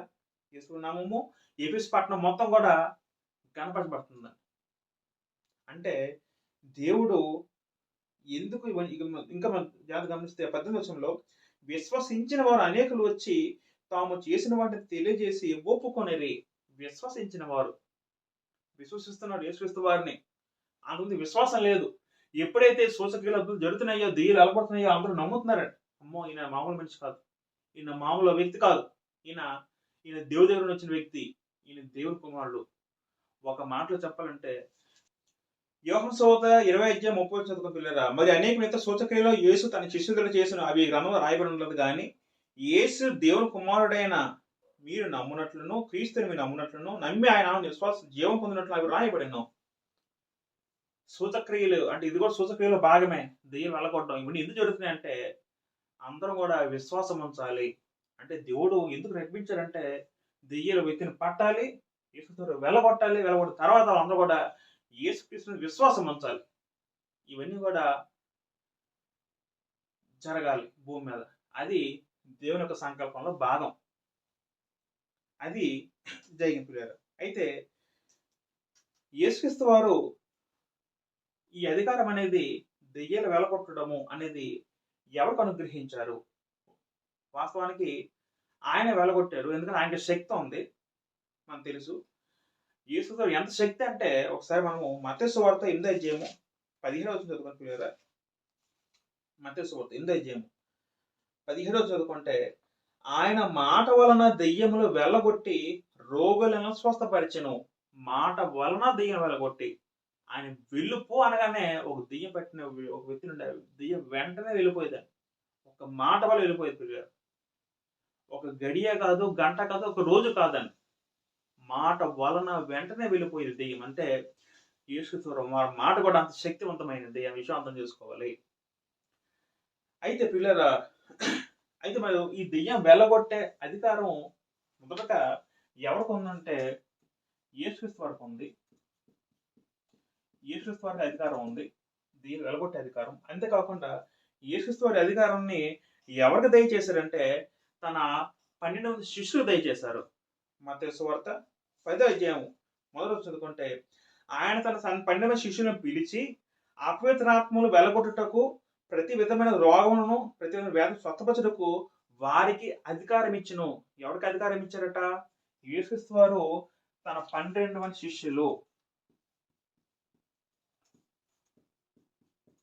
శిష్యులకు అధికారం ఇచ్చారనే గ్రంథం మనం స్పష్టంగా సెలవిస్తుంది. అది వీళ్ళు కూడా అద్భుతాలు చేయడం, దెయ్యాలు వెళ్ళగొట్టడం కూడా వీళ్ళు కూడా స్టార్ట్ చేశారండి, శిష్యులు అందరూ కూడా. మళ్ళీ వీళ్ళతో అపోస్తులు కూడా చేర్చబడ్డాడు. అపోస్తులు అంటే ఎవరు? పౌలు కూడా దెయ్యాలు వెళ్ళగొట్టే శక్తిని పొందారండి.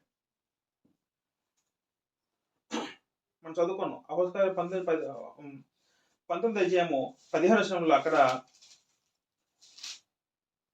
అపోస్తలులు 19:12 చదివితే అతని శరీరం తగిలిన చేతి గోడలైన పడికట్లైనను రోగులకు తెచ్చినప్పుడు రోగములు అని విడిచెను, దెయ్యములు కూడా వదిలిపోయాను. ఎప్పుడు వదిలిపోయాట? పౌలు గారు చెప్తున్న మాట అండి. అంటే పౌలు గారు వెళ్ళిపోమని చెప్పిన సరే కూడా దెయ్యం వెళ్ళిపోయాటండి. ఇంకా మనం చూడగల పిల్లరా, ఒక సందర్భంలో లోక సువార్త 10వ అధ్యాయము 20 వచనం చదువుకున్న పిల్లలు ఇక్కడ లోక సువార్త 10వ అధ్యాయము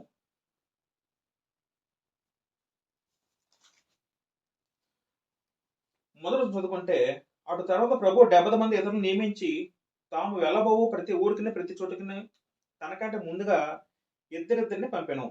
యేసుక్రీస్తు మొదటగా 70 మంది శిష్యులు ఉండేవారండి. ఆ 70 మంది కూడా దేవుడు యేసుక్రీస్తు వారు ఈ అధికారం ఇచ్చారండి. ఏంటి అధికారం?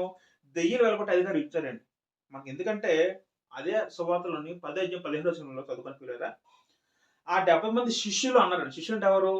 ఆయన మొదటగా 70 మంది శిష్యులు ఉన్నారు యేసుక్రీస్తు వారికి. అయితే 70 మంది అందరూ ఎగిరిపోయి ఆఖరికి 12 మంది మిగిలారండి. లోక సువార్త చూడండి. అయితే ఇక్కడ 15వ వచనంలో ఆ 70 మంది శిష్యులు సంతోషం తిరిగి వచ్చి, ప్రభువా, దెయ్యములు కూడా నీ నామం వలన మాకు లోబడుచున్నామని చెప్పగా, అప్పుడు యేసుక్రీస్తు ఏమంటారు? ఆయన సాతాను మెరుపు వలె ఆకాశం నుండి పడుట చూస్తానంటారు. దెయ్యాలు మాకు లోబడుతున్నా అంటున్నారండి. ఎవరు? 70 మంది శిష్యులు అంటే ఆ సందర్భంలో చెప్పారండి. తర్వాత ఆఖరికి యేసు పూర్తిగా అంటే కొంతమంది శిష్యులు వెళ్ళిపోయారండి. కొంతమంది ఆయన పూర్తిగా విశ్వాసం ఉంచలేదండి. యోహాను సువార్త ఉంటుందండి. ఒక సందర్భంలో మనకు వీలైతే యోహాను సువార్త 6వ అధ్యాయంలో అనుకుంటారు. యోహాను సువార్త 6వ అధ్యాయంలో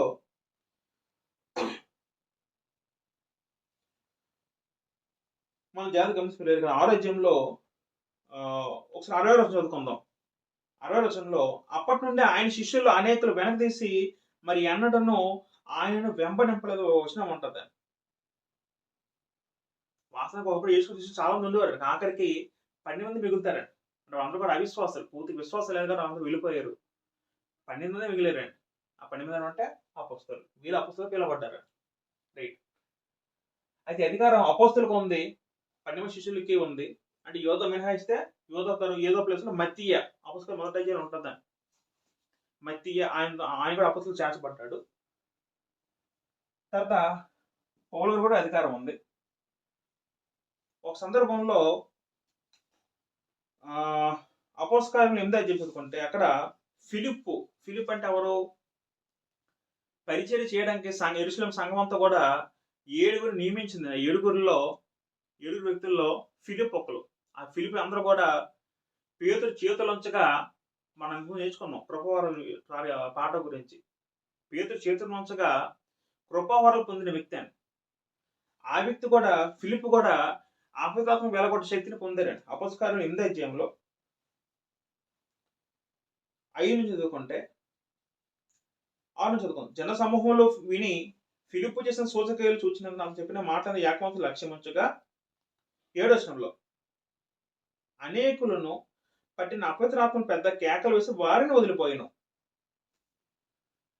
ఫిలిప్ అంటే ఎవరు? పరిచయ చేసిన 7 వ్యక్తులు ఒక వ్యక్తి. ఫిలిప్ కూడా ఆయన చెప్తే ఆయన మాటకు కూడా దెయ్యాలు అపవిత్రాత్మలు వెళ్ళిపోయే విషయం మనకు అర్థమవుతుంది. అంటే మనకి దీన్ని ఎలాగ అర్థం చేసుకోవాలంటే, కృపావరాలు పొందిన వ్యక్తులు. వాస్తవానికి కృపావరాలు అనకూడదు, ఎందుకంటే ఇంకా మీకు చర్చిస్తాను. ఇంకా జాగ్రత్తమేనండి. దెయ్యములు ఇంట్లో మనం ఏం నేర్చుకుంటే, ఒక వ్యక్తిలో ఒక దూరి వ్యక్తిని బలహీనపరుస్తుంది, ఆత్మీయంగా బలహీనంగా. కానీ ఏ వ్యక్తి కూడా చంపదు కూడా, ఎందుకంటే దాన్ని దేవుడు అనుమతించలేదు.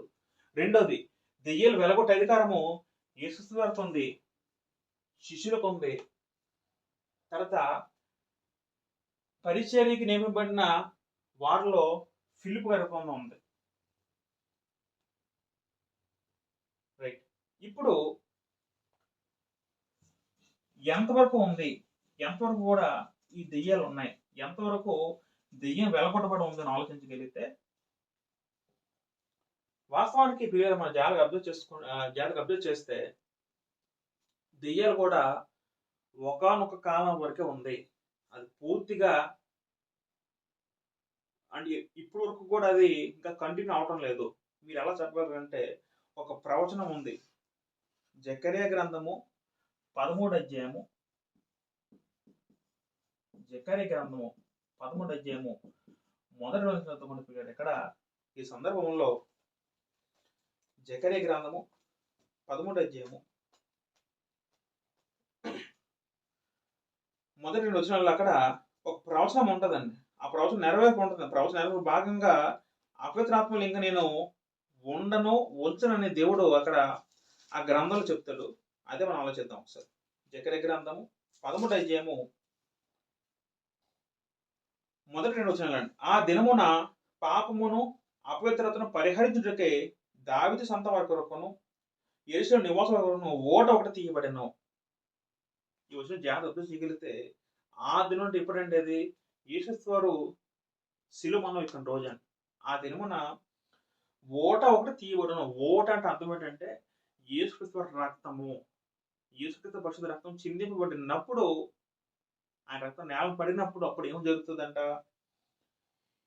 2వ వచనంలో ఇదే సైనికుల యెహోవాకు ఆ దినమున, చూడండి, ఆ దినమున విగ్రహముల పేలికను జ్ఞాపకం రాకుండా దేశం నుండి వాటిని కొట్టివేతను, మరి ప్రవక్తలను అపవిత్రాత్మలను దేశంలో లేకుండా చేతను అంటారండి. అంటే యేసు మరణించిన తర్వాత ఆ రక్తము చిందించబడుతుంది. ఆ సమయంలో ఏమవుతుంది పిల్లరా? విగ్రహముల పేర్లు ఇక జ్ఞాపకం రాకుండా దేశం నుండి వాటిని కొట్టివేతను, మరి ప్రవక్తలను అపవిత్రాత్మలు దేశంలో లేకుండా చేతను. అపవిత్రాత్మలు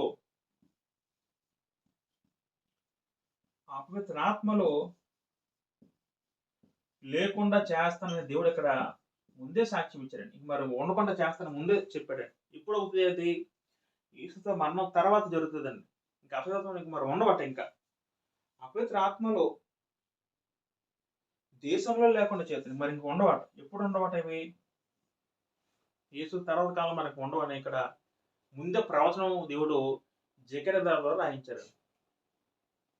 మీ డౌట్ రావచ్చు, అదేంటండి మరి మనం చదువుకున్నాం కదా, యేసువారు బతికిన కాలంలో దెయ్యాలు వెలగొట్టబడ్డాయి, ఆయన చనిపోయిన తర్వాత కూడా దెయ్యాలు వెలగొట్టబడ్డాయి కదా అని మీకు డౌట్ రావచ్చు అండి, సందేహం రావచ్చు అండి. మరి మార్కు సువార్త 16:15 నమ్మిన వారి వలన సూచకులు కనబడును, దాంట్లో దెయ్యములు వెలగొట్టబడిన పదం ఉంది కదని మీకు డౌట్ రావచ్చండి. వాస్తవం పిల్లరా, ఈ అపవిత్రాత్మలు, ఈ దెయ్యములు అనేవి ఎంతవరకు అంటే ఇవి ఒకసారి మనం మీకు ఇంకో మార్గం నేర్పాలి. కృపవరం మనం నేర్చుకున్నాం. 1 కొరింథీయుల రాసిన పత్రిక 13వ అధ్యాయంలో కృపవరాలలో జాగ్రత్తగానండి. 1 కొరింథీయుల రాసిన పత్రిక 12వ అధ్యాయంలో ఇక్కడ కృపవరం 9 నేర్చుకున్నాం. వాస్తవానికి కృపవరంలో దెయ్యములు వెళ్ళగొట్టబడటం పదం లేదండి. జాగ్రత్త వినాలి. కృపవరాలు 9 కృపవరాలు ఉంటే 9 కృపవరాలు కూడా జ్ఞానవాక్యము, బుద్ధి వాక్యము, ఆత్మ వివేచన ఆల్రెడీ ఇంతకుముందు నేర్చుకున్నాం పూర్తి క్షుణ్ణంగా. దాంట్లో దెయ్యం నుంచి ప్రస్తావన ఎక్కడ ఉండదండి. మార్కు సువార్త 16వ అధ్యాయంలో ఈ సూచనలు కనబడును, దెయ్యములు వెలగొట్టబడతాయని పదం తర్వాత మళ్ళీ కృపవరాల్లో ఇది ఉండదు పిల్లలు. కృపవరాల్లో దెయ్యాలు వెలగొట్టబడటం ఉండదండి. మీ డౌట్ రావచ్చు. అంటే మీకు అర్థమవలసిన విషయం ఏంటంటే, వాస్తవానికి 1 కొరింథీయుల రాసిన పత్రిక ఎప్పుడు రాయబడిందంటే క్రీస్తు శకము 55 నుంచి 58 ఈ మధ్యకాలంలో రాయబడిందండి కొరింథీయుల రాసిన పత్రిక. అంటే దీని ముందు వరకే కూడా, అంటే కృపవరంలో దెయ్యాల లిస్టు చేర్చబడలేదంటే అర్థం ఏంటంటే అంతకుముందే ఈ దెయ్యాలను పూర్తిగా లేకుండా అయిపోయిందండి. పూర్తిగా అది కంప్లీట్ అయిపోయింది. ఇంకా దెయ్య ప్రస్తుతం లేదండి, పూర్తిగా నిర్మూలన అయిపోయింది. అందుకే కృపవరంలో దెయ్యాలు ఎలగొట్టబడడం అనేది లేదండి, రాయించబడలేదు. ఒకళ్ళు దెయ్యాలు ఎలగొట్టడం ఉంటే కృపవరంలో రాయించబడేదండి. మరి ఫిలిప్ చేశారు కదండి అనుకున్నాం, మనం నేర్చుకున్నాం. మరి ఫిలిప్ అంటే ఎవరు? అపోస్తలుల చేతులు కృపవరం పొందిన వ్యక్తులు. మరి ఈయన చేశారు కదంటే, అంటే మీకు అర్థం చేసిన విషయం ఏంటంటే, సంఘము స్థాపించబడిన కొంతకాలం మట్టుకు ఈ దెయ్యాలు పనిచేశాయి. అంటే రక్ష మార్గంలో వీళ్ళు వెలగొట్టబడుతుంటే జనులందరూ కూడా విశ్వసించేవారు యేసుక్రీస్తు వారిని.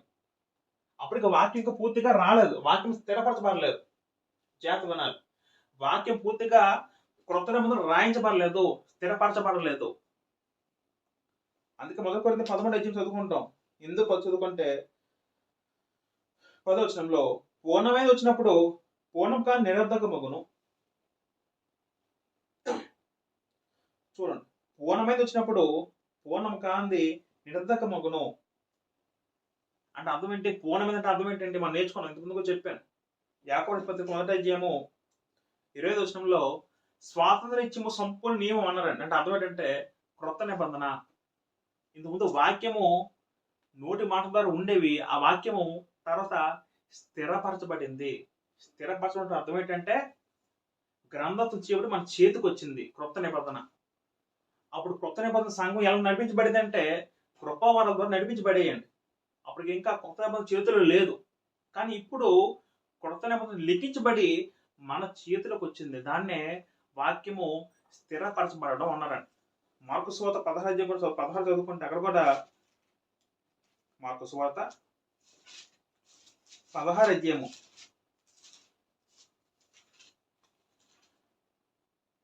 వారు బయలుదేరి వాక్యమంతా ప్రకటించిన ప్రభు వారికి సహకారి ఉండి వెనుమడి జరిగి వచ్చిన సూచక క్రియల వలన వాక్యము స్థిరపరచుచుండెను. స్థిరపరచడం అర్థం పిల్లరా, వాక్యాన్ని పూర్తిగా గ్రంథం చేయబడి నిబంధన మన చేతులకు రావడం, దాన్ని స్థిరపరచబడడం అన్నారండి. పూర్ణం కాని వచ్చినప్పుడు పూర్ణమైంది పోతుంది. అంటే పూర్ణ కాని ఏంటంటే కృపవారు ఉద్దేశించిన, అంటే వాస్తవానికి కృపవారుల ముందే ఇంక దెయ్య ప్రస్తావన ఎక్కడ లేదండి. మీరు అపోస్తలులు ఈ సందర్భం తప్పించి పౌలు ఆ చిన్నపిల్లవాడిని ఆమె నుండి దెయ్యం సందర్భం అపోస్తలుల 19 ఉంటుంది. దాని తర్వాత ఇంకెక్కడ కూడా దెయ్యం ప్రస్తావన ఎక్కడ ఉండదండి.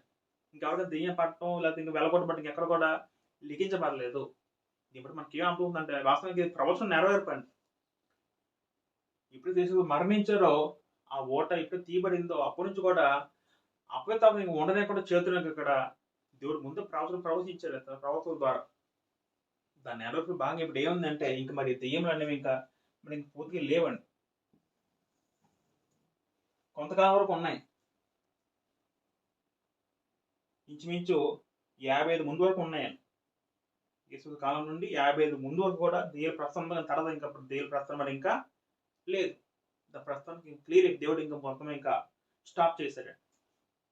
అది యేసు రక్తం చిందించబడడం వల్ల దెయ్యాలు పూర్తిగా భూమి మీద లేకుండా లేవు. ఇంక భూమి మీద ఇంకా దెయ్యాల ప్రస్తావన ఇంకా మరి లేదు. అది గ్రంథం చెప్పిన సత్యం. ఇప్పుడు దెయ్యం ఎవరికి కనబడదు, దెయ్యం ఎవరికి పట్టదు. ఎందుకంటే దెయ్యం లేవు కాబట్టి. అపవిత్రత్వం ఇంకా భూమి మీద మరి లేవు. దేవుడు ఇంకా అనుమతించలేదు. దేవుడు అనుమతించాడు ఎంతవరకు? యేసు పరిచర్యకాలం అనుమతించాడు. సంఘం కొత్తగా స్టార్ట్ అవుతుందో దేవుడు అనుమతించాడు. ఎప్పుడైతే వాక్యం చేతులకు వచ్చింది ఇంకా మరి ఇంకా దేవుడు ఇంకా దాన్ని ఆఫ్ చేశాడు, దేవుడు స్టాప్ చేశాడు. సూచక్రియల చేత దేవుడు దాన్ని స్థిరపరిచాడు, తర్వాత దాన్ని ఆఫ్ చేశాడు. ఇంకా దెయ్యాల ప్రశ్న మరి లేదండి. ఇంక భూమి దురాత్మలు రావు, ఎవరిని పట్టవు. ఇప్పుడున్న దురాత్మలు ఏం చేస్తాయంటే, సాతాను దూతలు ఏం చేస్తారంటే, ఎపిసోడ్ 6 చదువుకున్నాం, మన పోరాటం అనేది దురాత్మ సమూహం అన్నారండి. అంటే ఆ సందర్భంలో దురాత్మ అర్థం ఏంటంటే మనం ఎలా అర్థం చేసుకోవాలంటే అవి మనల్ని పాపం చేసేలో ప్రేరేపిస్తున్న విషయం అర్థం చేసుకోవాలి. ఓకేనా ప్రియులారా? మీకు డౌట్ రావచ్చు, అదేంటండి ఇంకా దెయ్యాలు పడుతున్నాయి కదా, చూస్తున్నాం కదా, అనేక మంది మనం వీడియోస్ చూస్తున్నాం, యూట్యూబ్లో చూస్తున్నాం, అయితే మనం సంఘాల్లో చూస్తున్నాం, కొన్ని మత శాఖల్లో ఆ పాస్టర్లు వెలువడుతూ ఉంటారు కదా, మీకు డౌట్ రావచ్చండి. అదంతా కూడా అబద్ధం, నిజం కాదు, అది అబద్ధం. మత్తయి సువార్త 7:21-22 వచనంలో అది కొంచెం అది చదివి ముగించాలి పిల్లలు. మత్తయి సువార్త 7:21-22 చదువుకుంటే ఎక్కడ 22 వచ్చింది. ఆ దినమందు అనేకులు నన్ను చూచి ప్రభువా ప్రభువా మేము నీ నామున ప్రవచింపలేదా, నీ నామున దేవుని వెలగొట్టలేదా, నీ నామున అనేక అద్భుతాలు చేయలేదని చెబుతారు. జాగ్రత్త వినండి. ప్రవచించడము, దెయ్యములు వెలగొట్టడము, అద్భుతములు ఇవన్నీ కూడా కృపవారికి సంబంధించిన, అంటే ఇవన్నీ కూడా ఒకే టైప్లో ఉన్న విషయాలు అర్థం చేసుకోండి. ఇవన్నీ కూడా ఒకే రకాలకు సంబంధించిన అంశాలు. వాస్తవ కృపలు కూడా ఇప్పుడు ఆగిపోయాం, నేర్చుకున్నాం. దీంట్లో కూడా దెయ్యములు చేర్చబడ్డాయి. ఇప్పుడు అందరూ ఏమంటారంటే మేము దెయ్యం వెళ్ళగొట్టాం కదా అని అంటూ ఉంటారండి. అప్పుడు యేసు ఏమని చెప్తారు, నేను ఎన్నంటే ఎరుగను, అక్రమం చేయవాలని ఎదురు కొన్ని వార్తలు చెప్పాను. వీరందరూ కూడా అక్రమం చేయవారు. వాళ్ళందరూ కూడా తమ లాభం సంపాదించు గురించి దేవుని వాక్యాన్ని కలిపి చెరిపి అది ఎప్పుడో ఉన్న దెయ్యాల పదం పట్టుకొచ్చి ఇప్పుడు దెయ్యాలు అని చెప్పడం, వాళ్ళ మనుషులతోనే దెయ్యాలు పట్టినట్టు వాళ్ళతో నటింపు చేయడం, తద్వారా దెయ్యాలు అలగొట్ట అంతా కూడా అంత పెద్ద బోగస్ అండి. అంత కూడా నిజం కాదు, అంత ఫేక్ అండి. దేవుని వాక్యం అడ్డం పెట్టుకొని వాళ్ళ లాభం సంపాదించుకోవడానికి చేస్తున్న అక్రమ మార్గాలు నమ్మేవారు. వాళ్ళ పరమ దుర్మార్గ పీడారు. వాస్తవ గ్రంథం చెప్పిన సత్యం ఏంటంటే దెయ్యాలు ఇంకా లేవు, దెయ్యాలు అయిపోయి ఆ కాలం అయిపోయింది. ఇప్పుడున్న దురాత్మలు వేరు, అంటే సాతాను అనుచరులు. దేవుడు వాటిని ఎలా అనుమతించారంటే వాడు మనం శోధిస్తాడు, మన శోధనలు పడకుండా మనం కాపాడుకోవాలి. అది మన డ్యూటీ తప్ప ఇంకా దెయ్యాలు పట్టడం, దెయ్యాలు ఆవహించడం, ఇంకా ఆ మాటలు మనకి పలకూడదు. ఈ కాలంలో లేవు. ఎవరిదాంట్లో మాట చెప్తాడో అంత కూడా అబద్ధం. మనం చూస్తున్నాం సినిమాల్లో దెయ్యాలు ఉంటాయి, ఎలా ఉంటాయి కదండి, దెయ్యాలు అలా ఈ రూపంతో ఉంటాయి, ఆ రూపంతో ఉంటాయి అనుకుంటా. కానీ అసలు దెయ్యాల రూపాలు ఏమన్నా అలా ఇంతకుముందు నేర్చుకున్నాం. అసలు దెయ్యం కంటికి కనబడే కావు. మేము దెయ్యం చూసామన్నా, మీ దెయ్యం వెలగొట్టడం చూసామన్నా, దెయ్యం మాకు పట్టిందన్నా, ఇవన్నీ కూడా అబద్ధము. దాని గ్రంథం ఎక్కడ కూడా ఆమోదించదు. దెయ్యం పట్టడం అవన్నీ కూడా ఎప్పుడో జరిపి పిల్లారు. ఇంకా భ్రమలో ఉంటే దయచేసి మీరు మార్మన్స్ పొందండి. ఈ విషయంలో దెయ్యాలు ఇంకా లేవని మార్మన్స్ పొందండి. దెయ్యాలు ఇంకా లేవు, అది మనకు పట్టవు, భూమి మీద అక్కడ లేవని విషయం మీరు అర్థం చేసుకోండి. అది దేవుడు మనకు చెప్పిన సత్యం. దెయ్యములు తండ్రికి లోపడుతున్నాయి, తండ్రికి నమ్మి భయపడుతున్నాయి, వణుకుతున్నాయంట. వణుకుతున్నాయంటే అర్థం చేసుకోండి ఎంత భయంతో దేవుడు అంటే. అటువంటి దెయ్యాలు యేసు వారు కూడా భయపడుతున్నాయి. అంతేకాకుండా అదే దెయ్యాలు దేవుడి చేత బంధించబడిన స్థలానికి భయపడుతున్నాయి, పాతాళానికి. మనిషి ఏమో దెయ్యం భయపడుతున్నాడు. ఎంత విచిత్రం చూడండి. ఇప్పుడున్న ఈ సినిమాలు, ఎస్పెషల్ సినిమాలు ఏం చేశారంటే అంటే సాతానే వాళ్ళ మనసును ప్రేరేపించి లేని దెయ్యాన్ని సృష్టించి మనల్ని భయపెట్టి మోసపరిచి సినిమాల ద్వారా, ఎస్పెషల్ సినిమాల ద్వారా చాలా మంది దెయ్యాలను ఒక అబద్ధ త్రోవలోకి వెళ్ళిపోయారండి. ఎంత దారుణం. కాకపోతే కొంతమంది దెయ్యాల సినిమా చూసి చనిపోయారండి. మన చిన్నప్పుడు చూస్తూ ఉంటాం కదా, మనం వింటూ ఉన్నాం కదా. ఒక దెయ్యాల సినిమా చూసి ఒక ఆయన హార్ట్ అటాక్ వచ్చిందని వచ్చి చదువుతూ ఉంటాం. ఎంత ఘోరమేనండి. లేని దెయ్యాల్ని కల్పించి ఆ లేని దెయ్యం ఉన్నదనుకొని జనాలు చనిపోయారట. ఎంత ఘోరం ఆలోచించండి. ఒక వ్యక్తి ఆత్మ చనిపోవడం ఎంత ప్రమాదకరం, ఎంత ఘోరం అనిపించారు. అసలు నిజం దెయ్యం, యేసు పట్టిన దెయ్యం కూడా ఒకరిని చంపలేదండి. కానీ ఇప్పుడు లేని దెయ్యాన్ని ఉన్న దెయ్యంగా చూపించి దాంతో భ్రమపరిచి మనుషులు చంపేస్తారండి. అంటే అటువంటి ఆలోచన తెప్పించిన సాతాను సినిమా డైరెక్టర్ల రూపంలో ఆ మనసుల్లో మీరు సినిమా తీయండి, తీసి మనుషులు భ్రమపరచండి, పరిచి వాళ్ళు చంపిండి. ఎంత కూడా సాతాను వాళ్ళ చేతుల్లో భాగం పిల్లలు. కాబట్టి సత్యాన్ని గ్రహించండి, సత్యం వినండి. ఇంక మనకు దెయ్యాలు లేవు, ఇంక దేనికి భయపడద్దు, చీకటికి భయపడద్దు, మీ మనసు ప్రశాంతంగా ఉంచుకోండి. ఇంక మరి దెయ్యాలని లేవు, దేవుడు తప్ప ఇంక దేనికి భయపడద్దు. ఆఖరిగా వచ్చింది ముగించేద్దాం. లోకోత్సవంతో 12వ అధ్యాయము 5వ చదువుకోండి ప్రియరా. ఎవరికి మీరు భయపడవలనో మీకు తెలియజేయదును, చంపిన తర్వాత నరకంలో కూడా పడద్రోయే శక్తి గలవని భయపడి ఆయనకే భయపడని మీరు చెప్తున్నాను. యేసు మంచి మాట చెప్పారండి. మీరు ఎవరికి భయపడాలో చెప్తారు. మనం ఎవరికి భయపడాలండి? మనం భయపడాల్సిన సాతాను కాదు, మనం భయపడాల్సిన దెయ్యాలకు కాదు, మనం భయపడాల్సిన మనుషులకు కాదు. కాకపోతే మనం ఎవరికి భయపడాలంటే చంపిన తర్వాత నరకంలో కూడా పడదోయే శక్తి కలవని భయపడి అంటారండి యేసుక్రీస్తు వారు. మీరు చనిపోయిన తర్వాత మీ ఆత్మను నరకంలో కూడా పడదీయగల దేవునికే భయపడని దేవుడు యేసుక్రీస్తు చెప్తున్నాడు. అట్లేరా ఈ గురించి ఏంటంటే మనం దెయ్యాలు లేవని నమ్ముదాం. ఎవడైనా దెయ్యాలు ఉన్నాయని చెప్తే వాడు అబద్ధికుడు అని నమ్ముదాం. ఎవడైనా దెయ్యం వెళ్ళగొతున్నాడంటే వాడు సాతాను సంబంధం నమ్ముదాం. ఇక్కడ నుంచి మనము దెయ్యాలకి సాతాను భయపడకుండా దేవునికి భయపడదాం, యేసుక్రీస్తుకు భయపడదాం. ఎందుకంటే మన ఆత్మ మన జీవితం వాళ్ళ చేతిలో ఉంది. వాళ్ళు మాత్రం మనకి నిత్యజీవం దయచేవాడు యేసుక్రీస్తు వారు మాత్రం మనకి నరకంలో పడదోయగల తీర్పు విధించేవాడు. ఆ శక్తి తండ్రి దేవునికి ఉంది, యేసుక్రీస్తు వారికి ఉంది. పిల్లారా, ఈ వీడియోలు ఎంత ఎక్కువనా సరే మీరు శ్రద్ధతో ఫస్ట్ నుంచి మీరు అంతా వినండి.